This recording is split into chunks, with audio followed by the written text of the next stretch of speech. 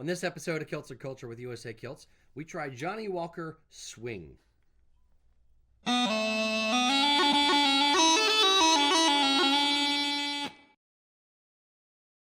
Howdy, boys and girls. Welcome to Kilted Culture. I'm Rocky.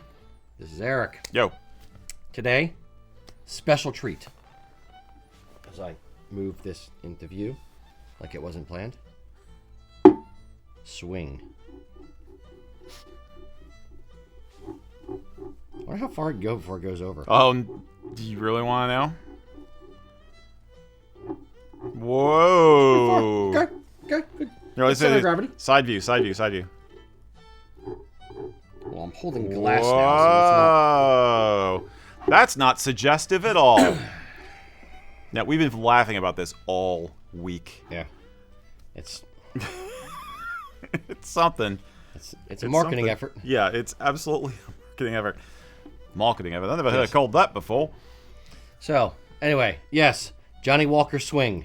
It's something. It's suggestive. Was this a gift? Yes. Yeah. This was Jonathan King gave us this one. Thank you, Jonathan. Yes, thank you for reminding me. So we are finally getting around to trying this one. It has marketing value-wise, it's pretty cool. It's got kind of like it's not Old English, but like Germanic looking. No, I call that old. That's kind of Old English. Yeah. Lettering on Yeah. it. Top is a nice little thistle thing. I will say they've committed the cardinal sin as far as I'm concerned.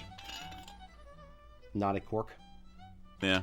How dare they? You know, scientifically, they've proven that actually screw caps are as effective as corks. I don't care. I just want a cork. Fine. It's fancier. Great. Yes. Great. So, we are going to... Don't do anything with tasting notes yet, Mr. Mac. But we are going Hold up there, Mac. pour these out. So, little Johnnie Walker Swing. Mr. Mac, I have yours. Little Johnnie Walker Swing goes something like this. Much too much. I'll know. I won't know that until I try it. All right. Well, I'll try more. Oh. Does have a nice color. Ooh. I'll give it that. Grip your hand. Woo woo. All right. Bottle kills me. It does. It's creepy on multiple levels. I know. My comment has been that the reason they made it rock like this on the table is because they couldn't figure out a way in the whiskey stores to display it like this. Or side to side. Or swinging, like yeah. that, because it's obviously supposed to be swinging like, testicular. It's a ha. What does the Scotsman wear under his kilt? Ha. Swinging bottle of swinging. Only Johnnie Walker knows for sure. Don't ask how I found out. Fair point. All right. So now do we do tasting notes? Sure. What do we smell? Let's start off with. Let's us try it first. How does this swinging bottle smell? It's vinegar. No, it's like a locker room. Like an old gym bag. Like my jockstrap. To me, it's very, very flowery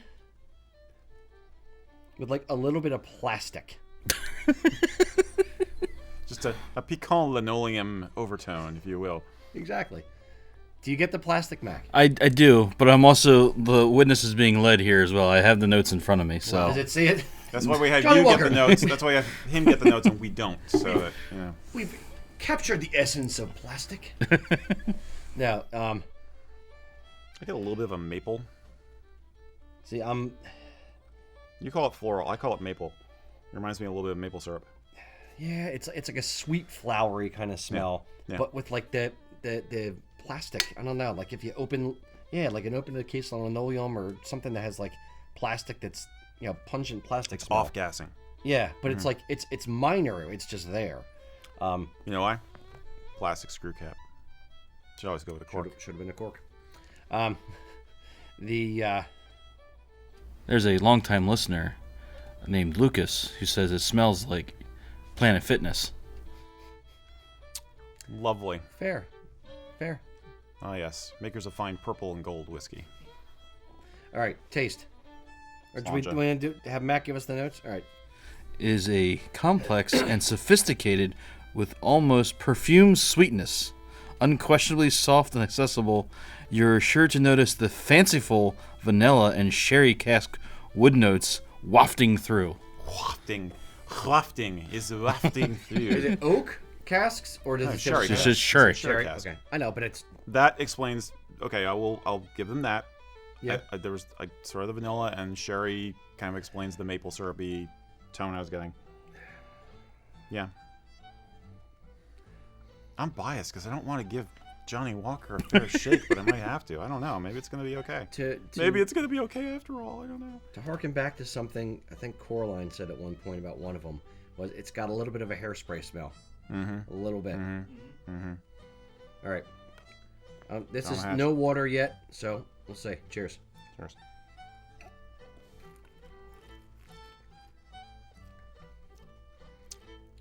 Definitely feel the oak.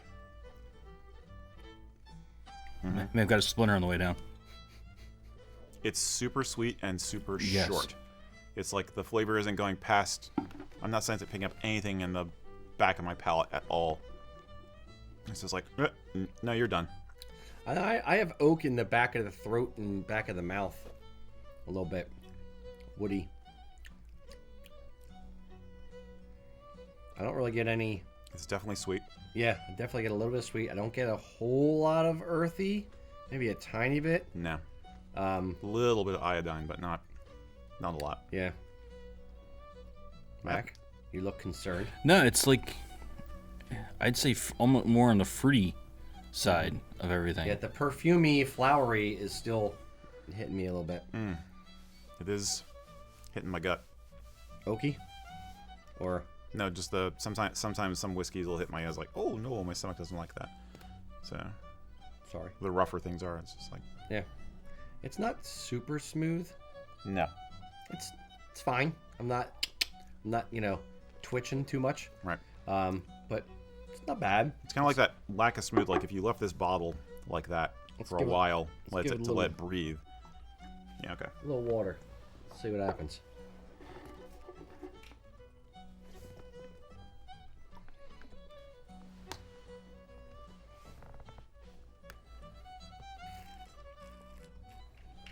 If anyone out there has had it, let us know in the comments. Tell us if you've had swing or your experiences with swinging. No, don't. Don't put that in the comments. We'll keep that for Facebook. What happens in the Highlands stays Yeah. in the Highlands. I don't know.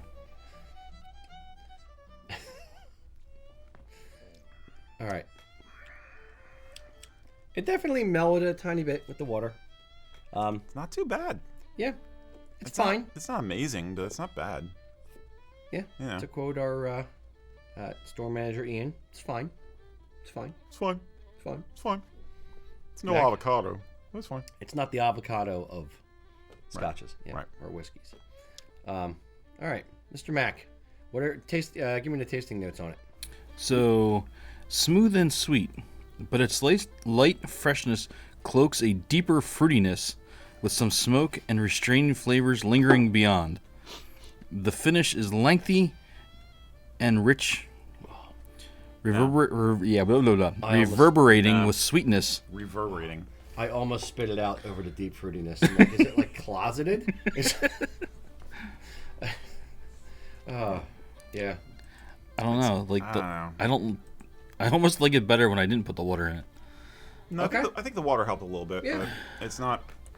It's mostly just a. It mellowed it out a lot. Yeah. Yeah, it's got a caramelly, slightly mapley, like I said, flavor, which is the sherry coming Yeah. through. It's not as fruity to me as they're saying. I'm not digging on the No, the I'm whole not. I'm not getting fruity. fruity. Or I like your caramel. Little bit of iodine, like I said. I like your Tiny, caramel tiny. analogy. I think the caramel is good. Again, I'm not really getting the fruity. A little bit of It is floralish. Yeah, it is not a Perfumey, long but- finish. No. They lie. They lie. Johnnie Walker lied to me. It's not a long finish at Those all. sons of bitches. Yeah, it's just kind of like I said. It's just like and it's gone. For me, at least. I don't think it's there and gone for me, but it's not. It's definitely not lingering for a long time. it's not hanging out and playing with the tonsils. It's just kind of like all right, see ya. Jump down the gullet. Right. So right. when you're swinging, you don't play with the tonsils. Got it. Exactly. Okay. It's This show's going especially when all you're, kinds of sideways. especially when you're that deeply fruity. Yeah. It's something. All right. It's like a metronome for guys who are on a bender. I actually admire the bottle from it's like from an artistic standpoint, it's something different. it's like somebody who grew up playing with weebles decided they wanted to make art, you know? The weebles wobble, but they don't fall down. Romperoo makes... It's like, oh, my dreams come true. I can finally make a weeble that has class. No, that's not. Does this mean that weebles wobble and then don't fall down? Does this mean that if you drink too much of this, You won't fall down? you won't fall down? That would be a claim. That, my friends, would be an It'd be innovation genius. Yeah. in alcohol. Yes. All right, Mr. Mack, score it 1 to 10. And if you want, just because you made the point, if you want to score it with and without water, you can do that. Give me the overall. I'm just gonna go overall. I'm going 1.8. Not my favorite by far. 1.8? Yeah, I'm gonna go 1.8. That's low, Like dude. you would refuse this? If I someone wouldn't. offered it to you? I wouldn't say I wouldn't refuse it. I would still drink it. Obviously, I'm still drinking it, but it's not. It's kind of from everything else we've tasted before. This is just very Okay. blah. Like that. There's nothing. Let me interrupt real quick to make a point based on what Mac just said. In case you're wondering, towards the end of this year, we are actually going to put together a compilation of all the tries we've done this year in 2021, and we're going to have a rundown of our from top scorer to bottom scorer, probably from worst score to top, with the top being the last one we list. But we're going to do a compilation video for New Year's of all the tries. So Yeah. 1.8 is super low, though. That's really low. That's usually in the... That's like I would say Smokehead no. low. Yeah. I'm just. Smokehead was higher than 1.8. Jesus. Yeah. This is smoking. Mac's over there coughing. Did Jason just put this in his smoker? I know. Where do we check that? I think Mac's getting more critical as he becomes more experienced. That's a fair point as well. It is your score. I will It not- is on the record. It It's is. on the record, It is in. so let it be said. Done. All right, Mr. Erik, your score, 1 to 10. What do you give this swill? As swill goes, I'll actually give it like a 4.4. I would drink it at a party. I would pour it over a fruitcake. I don't know. You bring out the deep fruity notes Exactly. of the deep fruit Exactly. cake. I'm just rolling with that whole, it's one joke for the whole show. Exactly. I'd give it a 5.3. Like, it's fine. Okay. It's average. Yeah. It's Yeah. It's nothing. Ooh, I have to have that, but it's nothing bad. Yeah, I could almost go a little higher with my score, but I said it, so I'll stick with it. Yeah. Very good. That's it. Besides, 44 is my favorite number. There you go. Swing. Ask not for who the whiskey swings. But It's like a fidget spinner for alcoholics. Okay, that gotta stop. yeah. Get that out of here. Oh All right. God. Boys and girls, load your questions in the comments. Let us know what you need us to answer, what burning questions you need to know. And I will say this as well. Stick around for the end of the show. We are doing a sneak preview. Erik and I went to Celtic Classic a couple weeks ago, Yep. and we took a bunch of different footage there. We interviewed a bunch of the different clan societies and all kinds of different Well, stuff. we did have help. We had our media guys with us too. Yes. So. Well, there's that. Which you're breaking the magic. I'm trying to give credit where credit's due. Give him credit Okay, well. there. Anyway, we Love went. you, Tom. We went. We saw. We conquered. Yes, indeed. So stick around, check it out. End of the show, we're gonna have a little sneak preview about that, and then we're gonna chat about it for a little bit before we sign off. So, that being said, Mr. Erik, About the magic clipboard. what do we got? All right, I'm going to start with one which I've been wanting to answer for a long time. Will, I apologize it's taken so long to get to this, but Will O'Hare asked us many moons ago, jewelry, What works? What doesn't? Watches, bracelets, necklaces, even sunglasses. He says he personally thinks they don't go well with a kilted look, but he understands why folks need to wear them. So, I mean, is too much jewelry too much? Are you detracting from your... Is any jewelry too much? Yeah. Are you detracting from your Highland stuff? Yeah. Personally, I am not a jewelry guy. Never have been. I tried. I don't like watches. They hurt my wrist after a while. They annoy me. This is like the extent of my jewelry. So for me, it fits with me with Highland wear, and it also I'm letting my personal opinion color it, but I don't care. The plainer, the simpler the outfit is for Highland wear, generally the better it ends up looking.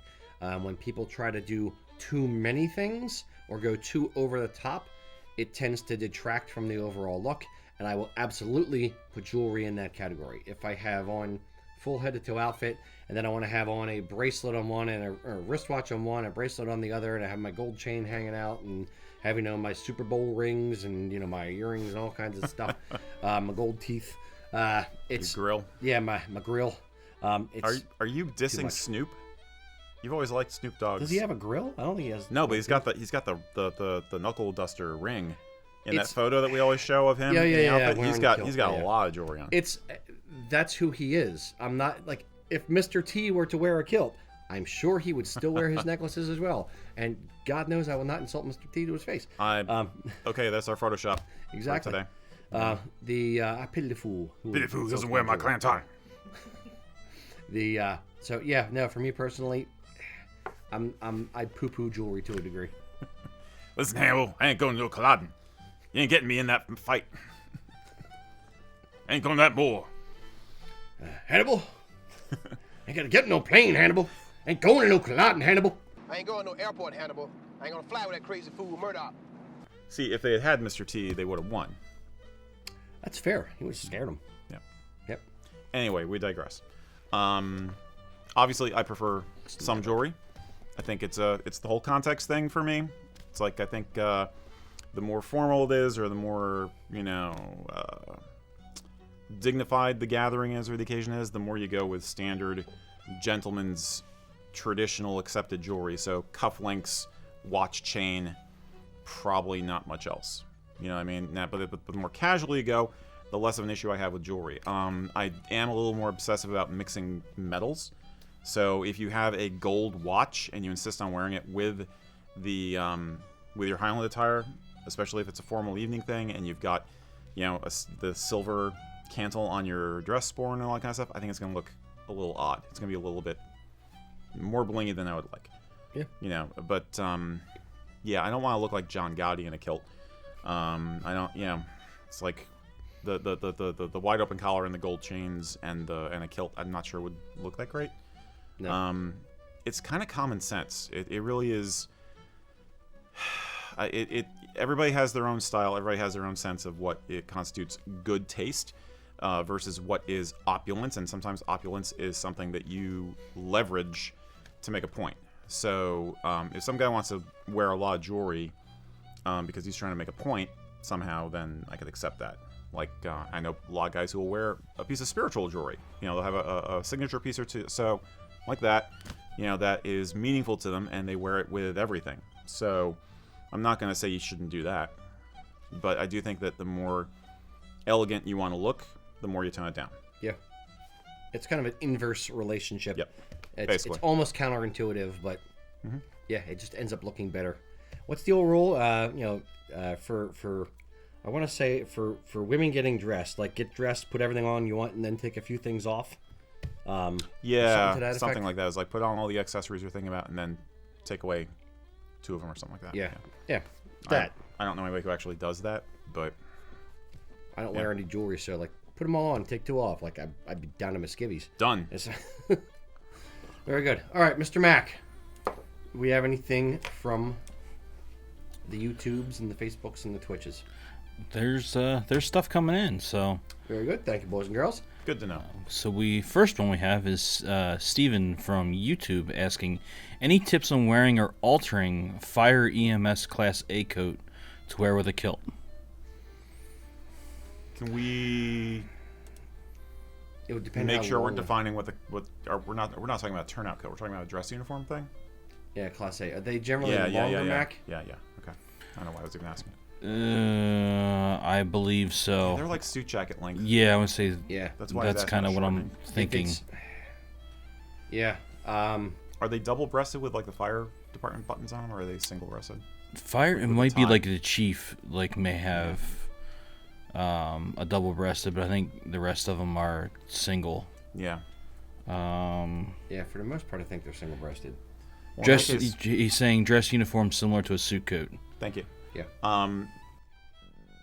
So you could do it. I mean, we know people who have done DIY projects of shortening Saxon suit jackets to make them work with a kilt. You're going to run into the same problems that you would with one of those projects, namely the pockets. If the jacket has any kind of pockets, once you shorten the bottom hem of the jacket, your pocket flap's going to be like it's just a few inches above the bottom hem. It's going to look really weird. A few people can get away with it. It's not easy. I would almost rather you get an argyle jacket in a color that is appropriate. You know, if it's not black, then the dark navy, and put firefighter themed buttons on it or something. I think that EMS. EMS. Yeah, it's jacket conversions are weird. You need to be really talented to pull it off. That's my opinion. Yeah. I've seen a few that look fine. But most look a bit dog's dinner. So if it's patch pockets and you can remove the pocket and move it up, but it's not or gonna be. make a smaller pocket, then maybe you'll have a little bit more luck with that. But if it's not that, if it's a regular welt pocket or like a flap over top of a welt pocket, It's the pockets. Less It's so. all about those pockets. They look odd. Yeah. So close to the bottom hem once you cut it down. Yeah, and it's kind of mixing the streams. I'm personally not a big fan of it. If you can afford it, I'd rather have you get the right jacket for a kilt versus not. Yeah. What's up, Mac? Saying his has no pockets at all. No pockets at all. Well, how Then much do maybe they it could work, yeah. cost? And do you have a tailor you trust? Yeah. Maybe you could get away with it. And how expensive are they? Yeah, I have no idea. Yeah. Would you do the scalloped swoop front? Yeah, scalp to allow to see this more in the front. Right. Yeah. Right. That would be the other thing. Is supposed to doing a straight cut across the bottom. Exactly. A kilt cut jacket. The bottom edge of the jacket should be effectively at or above the bottom of the fill. So around the widest part of your rear end or a little bit higher is effectively where the jacket would come down to in the back. Right. So a regular Saxon wear or regular suit jacket kind of thing comes down basically a few inches below the bottom of your fingertips when you have your hands at your side, and a regular kilt jacket is going to be right about or an inch or two above where your wrist measurement is on the side of your body. So there's probably an 8-inch difference between a regular suit jacket and a kilt jacket in the body of the jacket itself. So Here's the other question. Is the jacket single vented or double vented? If it's single vented, that's another area where it's going to look really strange. If it's double vented, that's how pretty much all kilt jackets are made. So that will look better. yes, Mac's nodding at me. Like, agreed. okay. So hope that helps. Mr. Erik. You might have a chance if there's no pockets. Yeah. But the single vent will make the back look a little odd, I think. All right. All right, so gonna go a little more seasonal here. Stop me if you heard this one before. Oh wait, you can't. This is a broadcast. Jonathan King and Kinade Sim kind of asked related questions to us about winter wear. Kinade was basically saying, hey, we usually have a few questions about casual jacket options. What do you guys recommend? If you're not planning on getting all gussied up, what's a good jacket? We've answered this before, but it's never bad advice. And then Jonathan rounded that out by talking about, how are wool sweaters? Do you have to worry about what kind of wool sweater you wear? What jackets work with kilts, of course. And at the top end, how do we feel about Inverness capes? Is that a really good option because it's a very traditional jacket kind of a thing, or is it too much? What do we think about those pesky warmth layers? Yes, so we're going warmth layers, and we're Warmth going layer revival. yes, Refresher. So, sweaters with a kilt. Sure. Sure. I'd say try not to get one that's too long or stretched out, because then it goes down too low or it covers up the front 3/4 of the sporran. When I'm wearing a sweater with a kilt, I tend to tuck it behind my sporran so I don't have to worry about it, covering up too much. And another fact, if I'm wearing a sweater with my kilt, I generally don't wear a belt because it's going to cover up the belt anyway, so you don't really need it. Would you agree with that? I would. We do have a percentage of people who follow the British military style of tucking the sweater in. And so you have the kilt and the belt on the outside. I don't think that looks good on most guys unless you are super well, tight in the abdomen, really skinny. Like us, if you have any kind, if you're got these 6-pack abs. I'm gonna rip the shirt off and show you. Now I don't recommend that look unless you really have a military bearing, basically. And then again, also, it's only going to work well if the sweater is like a traditional woolly pulley, military sweater where it's a very tight, very thin weave. I own them. I don't tuck them into my kilt. Conversely, some traditionalists will say you should not wear things like an Irish fisherman's sweater because it's not technically traditional. It's an Irish thing, not a Scottish thing. Whatever. I don't care about that. It looks good. It looks good with a kilt. They're heck warm. Super warm. So those are always a good option. Yeah, and they're for lack of a better term, they're ubiquitous enough now. I mean, like Walmart sells cable knit sweaters, for God's sake. They're not good. So, true. But I absolutely wear cable knit sweaters with my kilts. I have some Scottish knit ones. I have some Irish knit ones. Yeah. I have just regular, less expensive ones. No, I guess they're cotton, solid. Do you have any Faroese? No, I do not have any feral sweaters. Feral sweater. Come back, Wooly. No, but sweaters, fine with the kilt. Next, jackets. Yeah. He said casual jackets, and I'm assuming he means outerwear, not suit jackets or outerwear. Tweed jackets. Yep. We tend to say a shorter jacket will look good with a kilt. So whether it's an Ike style jacket, a bomber jacket, stuff like that, a lot of the military stuff tends to be a little bit shorter. Yeah. So those look great because it doesn't cover up as much of the kilt. It's the same kind of mentality as with the suit jacket. If it covers too much of it, it'll look weird. But if it's a little bit shorter of a jacket, then it'll look good. Yeah. But that's not to say that a longer jacket can't look good. Something like a pea coat. I wear a pea coat with mine on a regular basis. Yeah, a lot of coats are that length I would not like, but pea coats you kind of give a pass to. Yeah. There's something about they occupy a weird space of their own. They're so blocky and everything. They work. Yeah. I do think that we always say bomber jackets in all their various forms work really well. If you want something wholly completely practical, I have a duty jacket from 511, which I picked up a couple of years ago, which is basically on a bomber cut, but it's completely waterproof and has a zip out lining. I like that because it's cut short. Yep. It's designed for cops. Yep. So it's really cut short. So your gear belt is not obstructed by the jacket. So that works really well. So you wear it with your Batman costume as well, and you have your utility belt. Yeah. Batarang. Exactly. Kilterang. Yeah. Indeed. Mm-hmm. Inverness capes. Super expensive. Now if you want to get the band spec ones, the ones that bagpipers use just to keep the rain off their uniforms, okay, that's not a warmth layer. That's just a rain layer. It's warm. It's plastic. Well, yeah, it's warm, but not in a nice way. Yeah. It's warm in a overheating your body. I'm imagining those silver running suits they used to try and sell people. Oh yeah. Wear it while you're jogging, doing housework, gardening, or just lounging around. To drop weight to meet for wrestlers or whatever. Yeah. So you're running down the sidewalk like a baked potato. I mean, in foil. It's just it's sweat pouring off your face. They should make them with a hood. So all you see is just Well, Inverness capes do. Bank spec capes do come with a hood. That's true. Well, yeah, they can. Yeah. But but that's like a plastic windbreaker kind of level of warmth. It's keep rain off. That's it. It's exactly keep your rain off when you have no other choices. A proper wool Inverness cape, they're gorgeous. I don't personally care for them with a kilt that much. For the record, for those of you who don't know, Inverness cape. Think of like Sherlock Holmes. Right. It is a long trench coat kind of length cape coat with a cape off the shoulders. Right. And you don't No have sleeves. sleeves. It's just basically armholes that come out underneath the cape. Right. It's so- designed for shooting.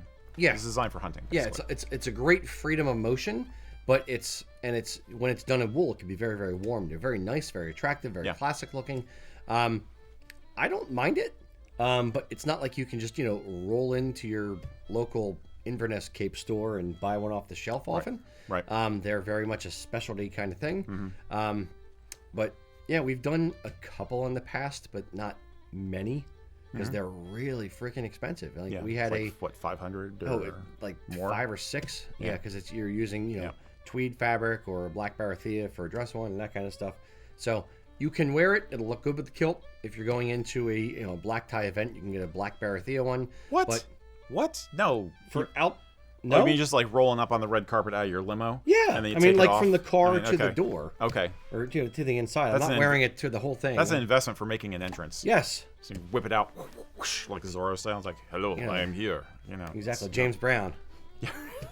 That's when you leave. I can't take no more. I can't. Oh, I can't take no more.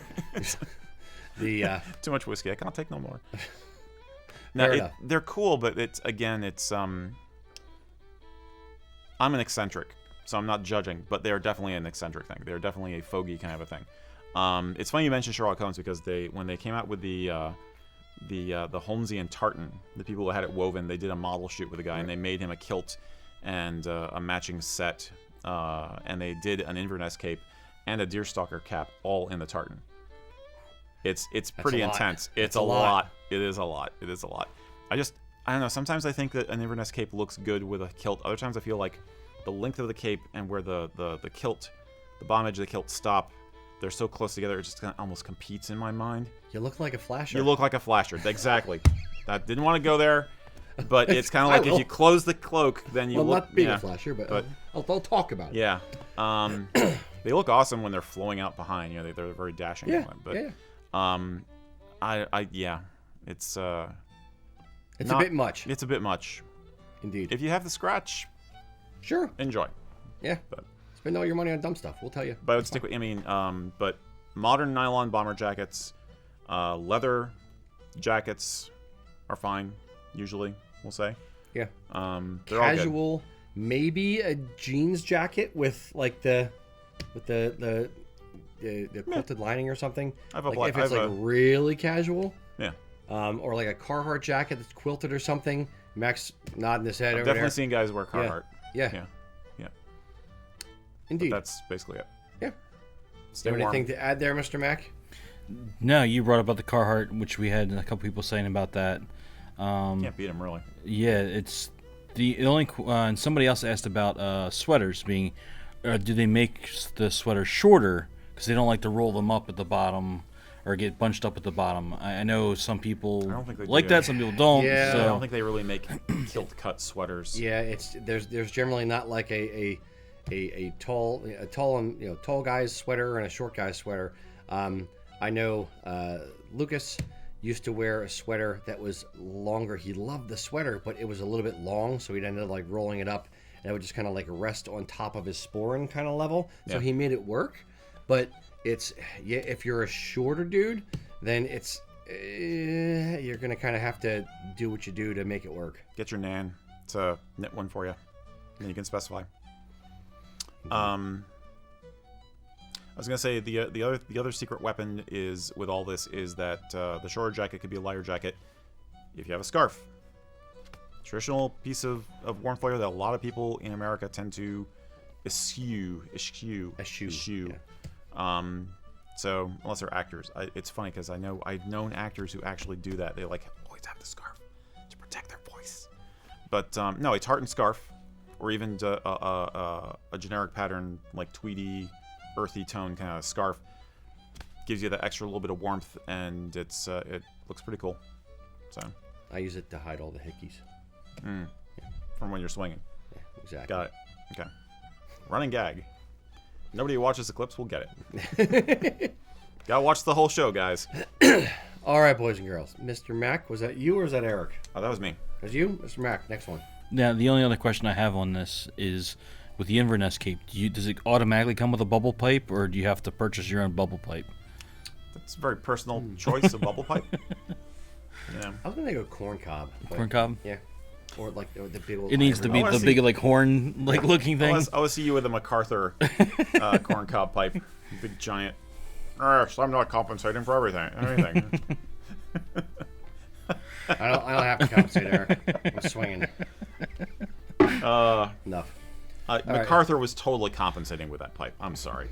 But All right, Mr. Mac. Alrighty, so our friend from the west meaning the Cleveland area, Sean Smith, hey, Sean. What's up? would like to know, can tweed be custom designed like custom tartans? Yeah. That's how estate tweeds are developed. Originally, estate tweeds are, I'm not sure how they registered them, but to be honest, but they do keep a record of them.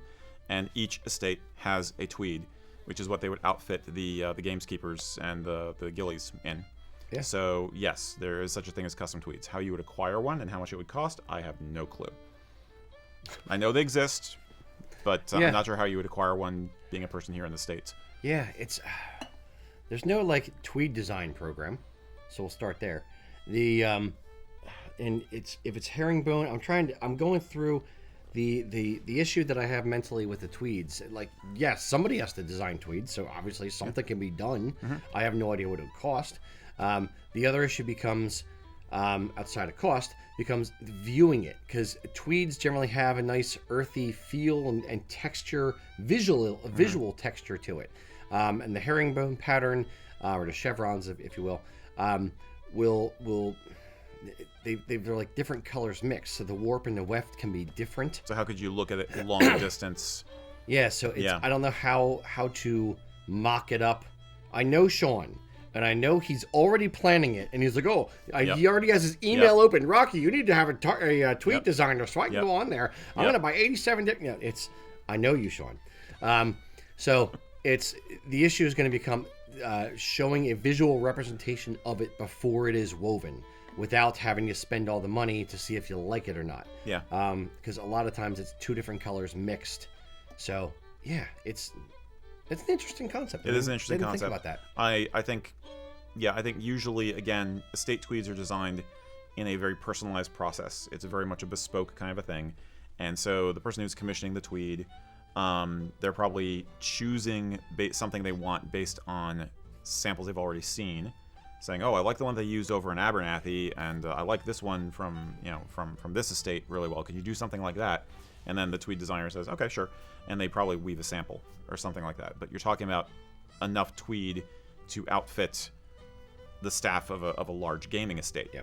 So that's Sean's the talking about difference. enough tweed to outfit himself. Yeah, which means the cost would go whoop, regardless. But Yeah. So Sean, email me.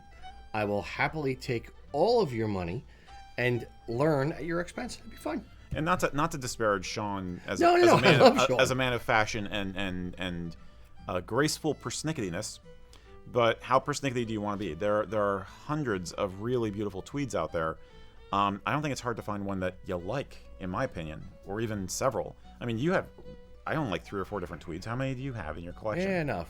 Yeah, just basically to go with the Enough. tartan, So Yeah. it's it's not hard to find ones that you like. If you're interested in tweed, I think you can find something that will match whatever your particular tartan is or whatever your style is without too much trouble. Yeah, but there's a lot of tweeds, or tweeds don't necessarily go to match tartans, going beyond what we're Saying talking they about. can, Yeah, but- they happen to Right. more than most. Right. But there's a lot of them that are browns and grays and like greenish gray or greenish browns or yellowish brown, tan kind of colors. Hunting colors. Yeah, that go better for hunting or for estates than they do to match tartans.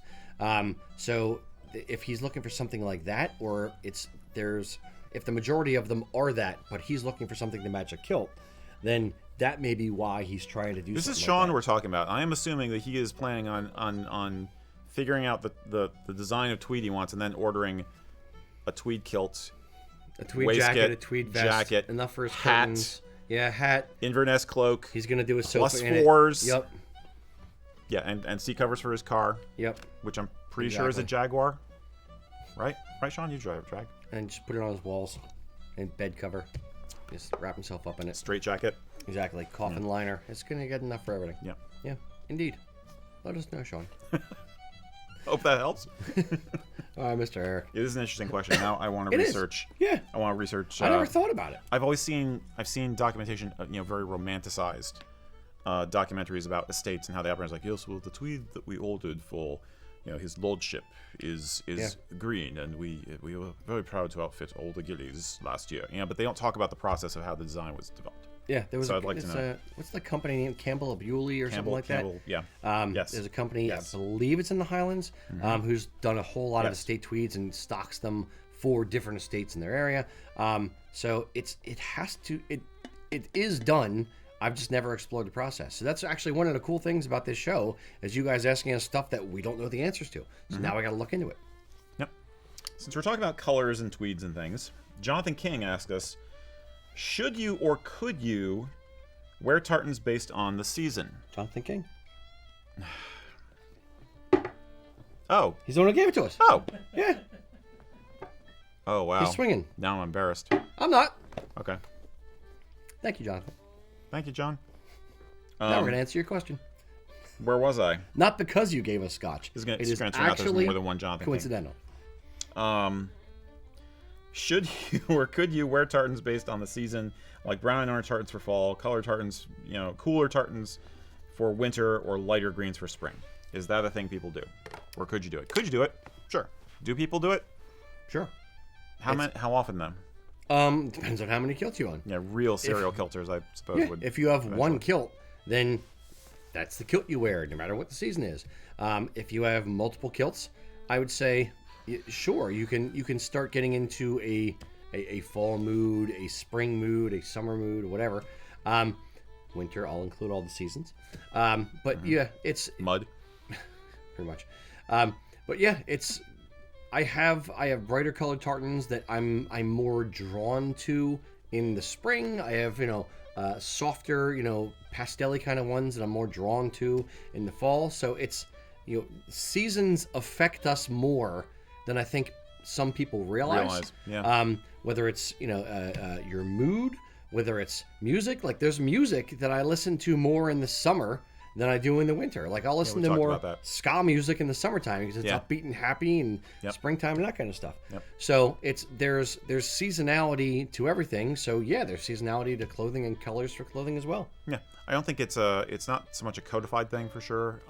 It's not something I've seen people do as a matter of custom, or even consistently. Like I could still decide to wear a dark gray and red and brown tartan in June just because it suits my mood. Yeah. But are you more likely to just, even like you said, subconsciously gravitate towards something that feels more seasonal? Sure. And if you're going to, like, let's say you're going to an Easter service at your church, then you may decide to go for a brighter color. If you're going to a holiday party for your office, you may decide to go for something that has red and green in it. Yep. You might decide to wear maple leaf. It's hard not to want to wear maple leaf in October or November, Yep. It's made for it. Just like you could say Isle of Skye. That when is you made said for the Easter, spring. Yep. Yeah. When you there said go. Easter, I thought Isle of Skye or Taylor Ancient or something like that. Baxter nodding his head over there, like, yep. There's definitely like moods and tartans that will reflect certain moods or certain seasons and things like that. So yeah, it's a thing. It's not something, as you said, that is codified, that is consciously necessarily done, but it's I know I happens. do it. Yeah, I know I do it on a regular basis. It is definitely a first world problem. Let's face it, a lot of us only own like maybe 2 or 3 kilts. So whatever. In that case, you can play around with accessories if you wanted to play with the color. I would say if you're curious about it, don't be afraid to try. Another thing we run into a lot is that guys are raised not to think about their clothes. They're raised not to think about coordinating colors or anything like that. It's not considered manly. And you're not supposed to care about how you look. Just got my cargo shorts, I got my t-shirt, I'm good to go. If you want to explore colors, go ahead and explore colors. Start with accessories rather than a whole new kilt, maybe. But go for it. It's fun. No, it's one of the things that that you kind of touched on right there. when guys come into the store and they're getting a kilt for the first time, it's fun and funny and amusing and all of it to see somebody get excited about clothing for the first time. And one of the comments I get from wives, on a regular basis is like, I've never seen this man get excited about clothing before. He wears a black t-shirt and blue jeans every day of his life, and now he's excited about color. What the hell did you do to my husband? So it's amusing to watch guys get excited about this stuff and kind of like, oh, I can do that, and just kind of like the light switch goes on. Yeah. So unleash the inner peacock. Unleash the peacock. It really, but it's. Yeah, I mean, I'm belaboring the point, but it's something that we've gotten away from to some degree in modern society and in Western society, whereas it is very traditional and very tribal to show your wealth, your power, your status, and your pride through fancy clothes. That's why that's why you look on the web and that's why fashion exists. That's why traditional garments exist. So. That's why peacocks have the feathers. It's why birds puff out their chest, and the cardinal, the red cardinal's a male, and the brown one's a female, because the guys are just like, oh, I need a mate. But I'm waiting for Tom's gonna chop all these quotes into one Easter egg for the end of this show with a freaking swing bottle, and it's gonna be embarrassing as hell. I need a mate. Oh man. Heavens. Yes, indeed. I hope that answered the question, kind of. I think it did. But yeah, absolutely. Get out there, try it, do it, match your colors to the season, to your mood, to your hair. Sure. Who cares? To what your wife is wearing. Yeah. Yeah, have fun with it. Have fun. Exactly. It's why you're doing it. Life's too short. Life's too short not to. Indeed. Hopefully my life is long, but yes, life in general. Mr. Mac. I beat you to it. Mr. Mac. Well, one thing we haven't done yet is talked about the tartans we're all wearing. So what tartans are y'all wearing? So what do you have on back there behind the cameras today, Mr. Mac? I've got County Down on today. County Down. Mm-hmm. Indeed. Very fall. And it was a conscious decision or a subconscious decision? He's got the pumpkin shirt on, so it was ironed. Right, practicality wins out in the end.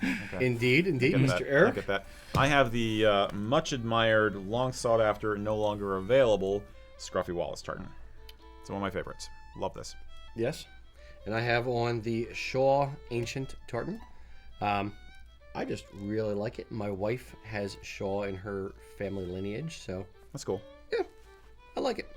I like Shaw Ancient. Nice, I was plain, a little complex. A few colors interplay there, but not too bad. So anyhow, we're a little more matchy than usual today. Yes. With the buckles and we are the totes blues adorbs. And black. Yeah. Totes adorbs. Yeah. The twinsies. Mm-hmm. I almost gothed out for the show because it's October, but I decided not to this morning. Get my little devil horns. Beep beep. Oh, we got those in Photoshop at least. You got them on the screen. Excellent. All right, Mr. Mac. All right, so we have Coffin M. James from Facebook asking thoughts on the Overkilt. The Overkilt. Yes. Can he elaborate on what he means by Overkilt?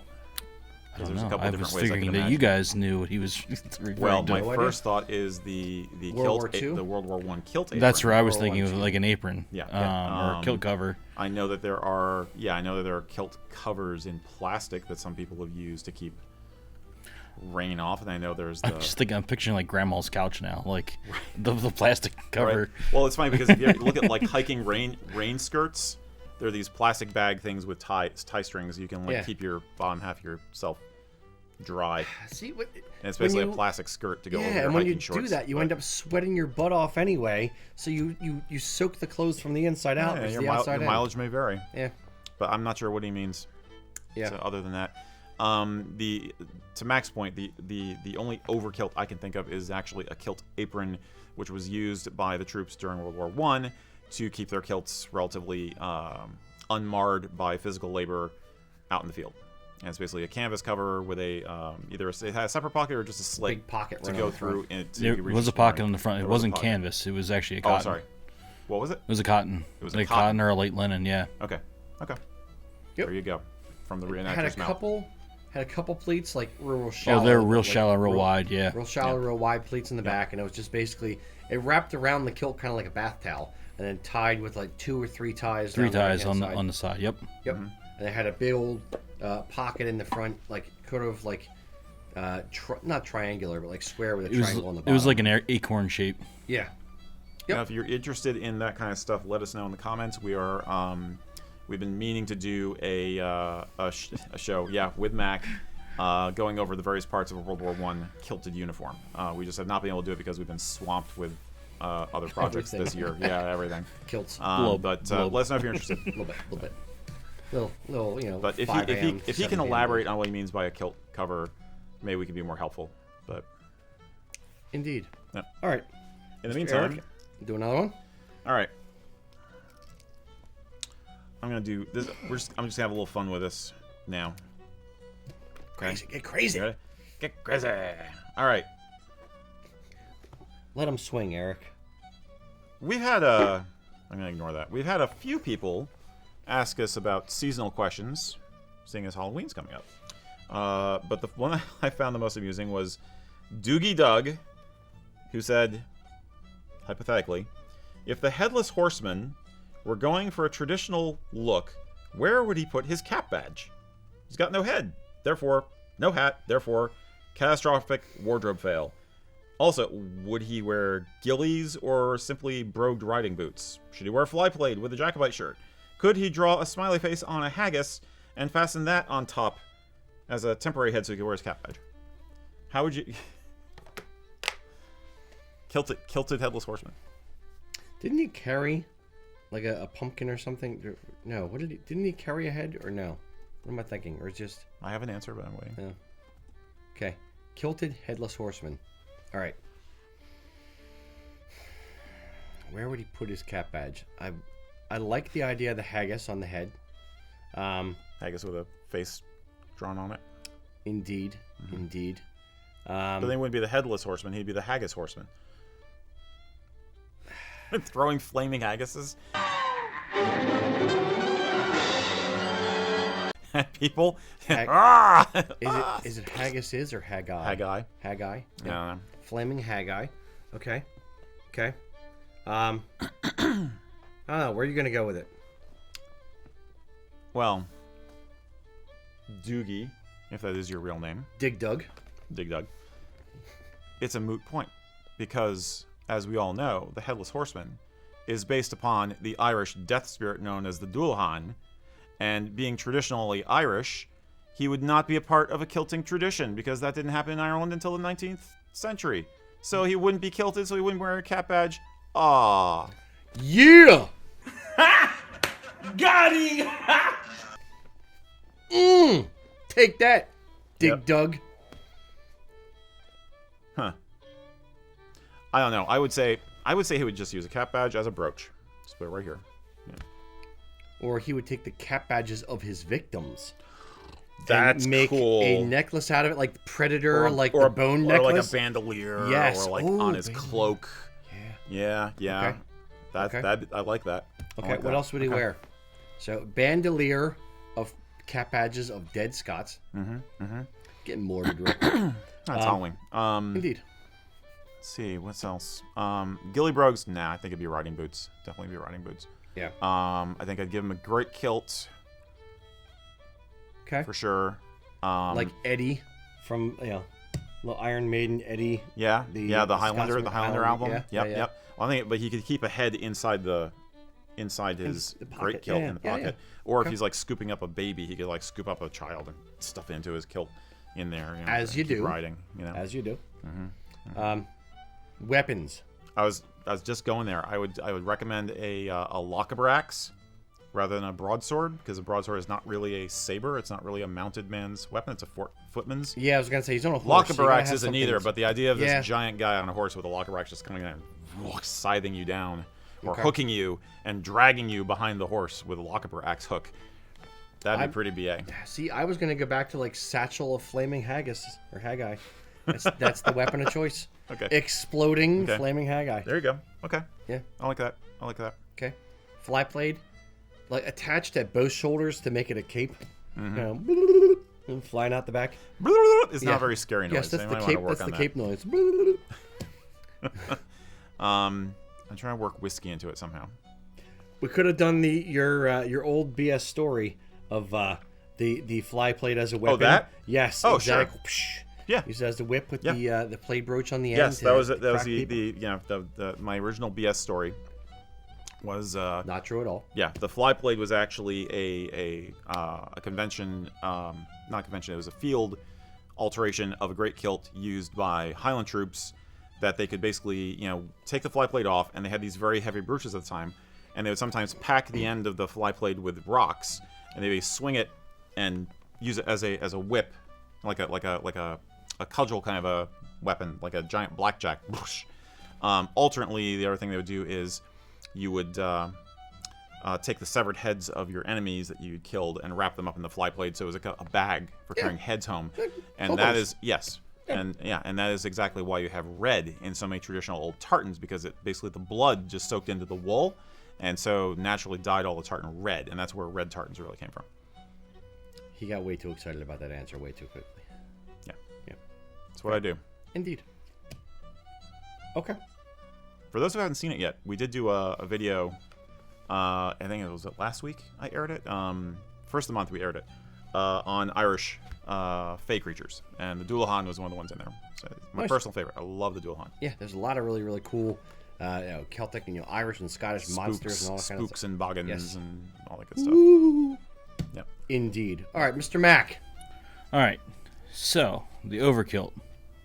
Oh, We back to that, eh? think the people at home. No. Have, no. I know. No. You know where we're going. Oh, it just hit me like a ton of bricks. He doesn't mean the boxer kilt, does he? No. He means Okay. overalls. Yes. With a kilt. Oh, So like the Rocky it just hit him. little girl's jumper.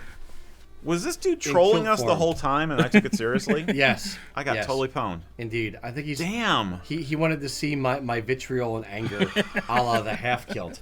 Okay. Okay. With the All right. the overkill. Point to you, sir. Yes. So for those who have no idea what the hell I'm talking about, congratulations. I'm sorry I'm about to put this vision in your brain. The overkilt was, I don't even know who made it. Did somebody say who made it? Damn near killed him. Damn near killed him. Okay. Of course. They made a thing, and I use the term thing even loosely, where it was a kilt meets overalls meets White Hot Death. Yeah. So wait. You're saying it's like a kilt with like a bib and straps? Yes. Yup. So it's basically a jumper. Yep. It is a little 5-year-old girl's jumper dress. I know it's Yep. gonna be hard to see, Eric, but Oh. Oh, that's Is it for carpenters? Is it like for working guys? potentially. for guys It's who got don't like want to pockets meet for rulers and. for guys who don't want to meet girls. It's it is yeah. That's something. No, it's no. Please stop. I would sooner wear the hybrid kilt and lederhosen we came up with last month than that. It's not far. It's not all. It's not far off. Exactly. Yeah. far off. Wow. At least you have an excuse, and I use the term excuse to like cross the heritage. This, it's like you're crossing Farmer Bill with Scotland. It's Mac Bob the Builder. I'm thinking that like pinstripe, like a train conductor's. There you go. okay. Yeah. Okay. Conductor's hat. Yeah, there we. Indeed. Indeed. Little coal smudges. You know. Yeah.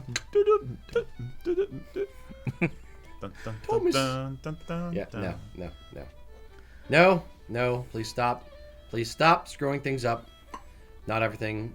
Just because you can think it doesn't mean it should Right. exist. Yeah. They were Just too because busy. you can do a thing doesn't mean you should. They were too busy wondering, could they do a thing, to stop and ask. David Tate is saying Farmer Bill has heritage too. Yep. And if my grandmother had wheels, she'd be a wagon. No. Quoting Scotty No. there. All right. Well, we will. We'll move on from that. So Please. we'll get ready for the. You won that round. We're gonna get ready for the.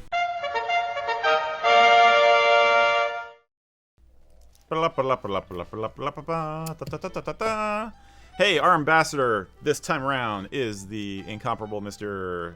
Scott Sanders. In 2019, Scott became one of our moderators on our Kilts and Culture Facebook group. But for him, it was a banner year for other reasons. That was actually also the year he started his home business of making Celtic wear for dogs. Hence, as you're looking at our montage here, all the pups in the pictures. Scott and his wife got into that business. It's called Angus. Was it AngusAttire.com? Just started that. If you're curious about it, check it out. Now, on the more general heritage side, besides being entrepreneurial, Scott's been into kilting since about 2011. He got married in a black watch kilt. That was his first ever. He's now up to about 14, and he's able to kilt up basically every 3 or 4 days a week. So he's totally a serial kilter. He's in it to win it. And as you can also tell from the photos we were showing, Scott's very highly involved with his clan society. His heritage is very, very mixed. He gave me a list of I think it's 1, 2, 3, 4, 5, 6, 7, 7 clans, as well as 3 or 4 6 different Welsh families that his heritage is bonded to. So he's got the multi Celt thing going on, multi Celt. But he is most active with Clan McAllister. That's his primary interaction, and he goes to at least 4 festivals a year to represent the clan there and try to boost their interest in it. And he just recently also became the editor of their national newsletter. Nice. So I'm assuming that's purely digital. You can correct me if it's not, but I think it's kind of like he's got helium hand. It's kind of like, okay, I'll do it. But basically, as usual, he had some inspiring things to say.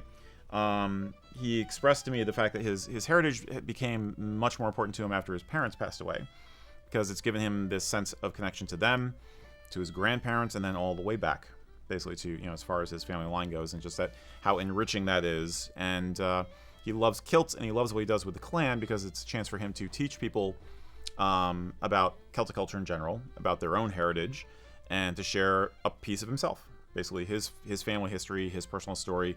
And he loves kilts because it combines all of that into one single garment. You have the confidence, you have the family heritage, you have the personal style, all that in one thing. His advice for newbies is give yourself the opportunity to experience the freedom of expressing your heritage, your family, and your confidence, and yourself all at once. The good vibes far outnumber the bad. And in the very short time, you will become confident and will walk with pride. He says it's all about family. Yep. So absolutely. So great guy. Sláinte. Yep. No, Scott's a great guy. When we needed a moderator for the Kilts and Culture group, he was one of those even-handed, very, very level-headed, very nice, very positive type of guys. So he's, thankfully one of our mods. He's a very nice individual. Love him to death, Mr. Scott. I think I can't say I would personally dress up my dog in tartan, but I know a lot of people are into it. Oh, yeah. So I hope the business does well. Yeah, me too. So if you have a dog and you need a kilt for your dog or a handkerchief or, a blanket or that kind of stuff, go check out his website. What's the website again? AngusAttire.com. AngusAttire.com. They do everything from just like a kerchief to go around the neck all the way up to a mock Prince Charlie outfit. So it's like, how far do you want to go? Dude, people want their dogs, like ring bear, bringing the ring down the aisle, all kinds of weird stuff. So they're not weird, just, it's stuff to bring the dog as a member of the family into the thing. So, yeah, awesome. Pets are important. Yeah. Actually. And very important to Highland Celtic culture, too. Yeah, and him supporting the clan society and stuff like that is awesome as well. It's part of spoiler alert, part of the show that we're doing next we're premiering next Friday. Right. We talked to some of the members of the clan society, so stick around for the end of this show where we give a preview of that. So yeah, absolutely supporting the clan societies and supporting people that want to help you get in touch with your heritage is absolutely important because it helps keep it moving forward. Yep. You gotta put the work in. Absolutely. Thank you, Scott. Indeed. Thank you. Is it my turn or Mac's turn now? Mac's turn. I don't know. I don't know. We're still lost in the Overkilt thing. All right, so we have Chris. Freaking Overkilt. Chris says they've been losing weight, a lot of weight lately, 70 pounds to date, which is amazing. I think I found it all, but wow. I need to go that direction. Anyway, and the kilts he currently he's purchased about 15, 20 pounds ago, they are starting to get a little loose, even with a belt. Is there a quick and easy way to alter them to make them fit better? Sure. To alter a kilt, the quick and dirty way to do it. Depending on how many inches you've lost and what the way I describe it best is the percentage of the kilt that you have lost. If you are let's say 60-inch waist and you lose 8 inches and you're down to 52-inch waist, you can move the straps and buckles and they'll still be kind of proportionate. If you are 38 and you go down to a 30, it's more like it's time for a new kilt. Right. So it depends on what the percentage is. I haven't exactly worked it out in the numbers, but yeah. If you want to just get back into the kilt to be able to use it again, wear it again, go out, live your life, I would say take it to a tailor, or you can even do this yourself. It's honestly not that hard. You take off the 2 buckles on the right-hand side of the kilt and the single strap that goes through the hole on the left-hand side of the kilt, and you shift them all, if you're looking down, you shift them all clockwise and reattach them. So if you lose, let's say, 6 inches, take these 2 buckles, move them 6 inches towards the pleated section, not towards the under apron, and take the strap that's on the under apron and move it backwards 6 inches as well. That will adjust your kilt 6 inches down. So it's a reasonably easy fix. It'll take a tailor or dry cleaner with a tailoring service 10-15 minutes to do. It should cost you $20. It's not that big of a deal. Now you do reach a point where it's no longer effective. Correct. Yeah. If you're like let's say you're a 45-inch waist and you lose 10 inches, so you're down to a 35. Now you have more of your front apron going around to to your butt versus just staying around half the waist of your body. So if you lose too much weight, it's either a major reconstruction, and it depends on how the kilt was constructed originally, whether you can reconstruct it or not, and or B, getting a new kilt. Right. A major reconstruction, depending on who you ask or who you go to, could cost a few $100s, depending on the amount of time and labor involved in it. So at that point, for my money, unless it has like crazy sentimental value, it was your great-grandfather's kilt and that kind of thing. If it's just a kilt you happen to buy that happen to fit your old measurements and there's no real sentimental value attached, for my money, it's easier to sell that kilt on eBay and purchase a new kilt to celebrate your new skinnier you versus trying to take apart and put back together an existing kilt. Does that make sense? Yeah. It's we've told people that for years. But it is definitely a measure twice, cut once kind of a thing. I mean, it's a buckle move, so if you do mess it up, it's not hard to refix. Yeah, but you just put them back on. Wrap the kilt around yourself in chalk with a piece of chalk, or even tape, where the straps are finally ending up, and then you can see easily where to move the buckle to. Yeah. So, yeah. It's not that hard. Now, would you say that's a case also where a person could decide to dispense with using the hip strap? Sure. It's personal preference, I guess, but yeah. You can take the hip strap off. You can take the hip buckle off. It's more of an appearance thing than too much of a functionality thing when it actually comes to closing the kilt and making it fit on your body. Most people expect it to be there, which is why it's there on most kilts. But it's not something that needs to be. Would that help with the fit if you're going to lose weight? Sure, to some degree. And you may still have to move a belt loop or something, but it helps disguise the fact that you've moved things, right? Because your top strap is generally covered up with a belt. So yeah, indeed. Yep. Good luck with it. Yeah, it's not that tough. Don't worry if you take it to a tailor, or don't worry about taking it to a tailor because it's not a major thing that they're going to screw up. As long as they can use a seam ripper, then they're fine. Cool. Indeed. All right, Mr. Erik. My turn? Yep. Okay. All right, we're veering into culture a little bit here. Be warned. I think this one will actually generate some interesting discussion in the comments, too. Jeff Fawcett, a while ago, and we saved this question till now because it's closer year-wise, to the holidays. With the holidays coming up, he asked, how can you incorporate Highland traditions, both modern or ancient, into your holiday celebrations. He says, my family is a mix of Norse Heathen, agnostic, and Christian. Currently, we do a Yule log, and we do straw goats, and we do a Christmas tree. He's wondering what other kinds of things can he do to Celtic up his holidays. We'll break this into wearing and then, decorating. Oh, it's all about clothes for you, isn't it? Okay. I'm a clothes horse. Okay. I'm a culture horse. Exactly. For the family event and that kind of thing, well, the clothes one's going to be quick. Wear something that's holiday colored. Done. With LED lights? Exactly. You remember the time Ugly we did those Christmas sweaters? sweater. Yep. We did the ugly Christmas sweaters. I had one that actually lit up. We review shortbread. Ho, ho, ho! We wore it on the show. We got to do that. It's again. horrible. Yes, Yeah. indeed. It's pretty horrible. I still love it. I only have one, though. I got my Flyers one. That's it. Anyway. Yeah, that's kind of Sorry. cool.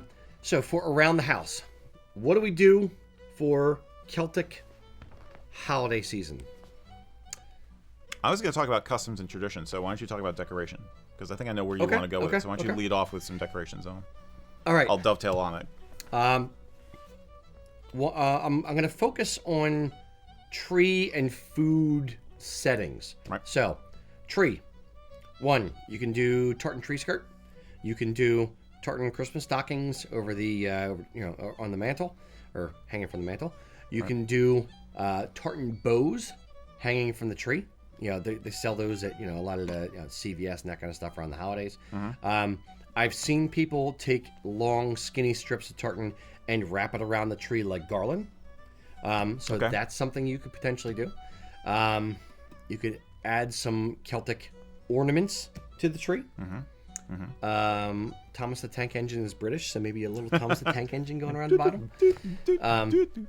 Yeah. Just love the theme. Yeah, I'm trying to think of anything else tree related. Those are the only ones that kind of jumped out to me. Okay. Should I jump in? Are you jumping out? So I'll jump in. Are you going tree or are you going completely different? I would go tree and then go completely different. So. Okay, let's do tree, then we'll do table. Okay. Table? Yes, don't Okay. ruin it. Okay. All right. Okay. If you want, basically, a Christmas tree is originally a Yule tree. It is originally a pre-Christian thing. The custom came over to the British Isles in the Victorian era. It was originally German. So there's really technically nothing Celtic about a Christmas tree, which means you can do whatever the hell you want. The tree is a symbol of life. It's a symbol of renewal. It has other symbology based on what spiritual thing you're talking about.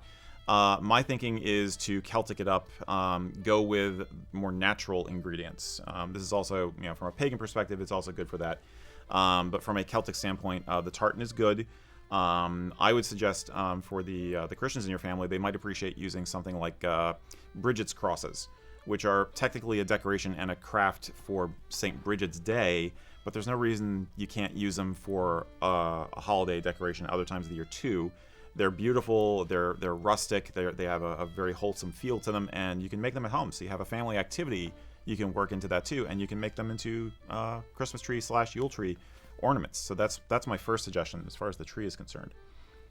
I was gonna also now you got me thinking you want more nature kind of thing, less. It's always nature as far as I'm concerned, but fair. Yeah. Sprigs of heather, kind of in the tree to give it a color, a little bit of purple, Get that purple little feel going on there. Yep. Get a little, Exactly. Yep. Exactly. Now, table. Table runner in tartan. So I'm going back to product / tartan stuff. Table runner, because it's a great visual representation of it. Table runner, napkins, tablecloths, maybe a little centerpiece of flowers with thistle or heather and that kind of stuff in it. I'm trying to think of anything else table or food related outside of the food, but dining related. Yeah, I'm not going to talk about food so much because we actually have a video on food planned. So we'll talk about that in about a month. Okay. Go ahead. Anything else around the table? This is food related, but it's not something I talk about in the food video, which is about Celtic comfort foods you can incorporate into the holidays.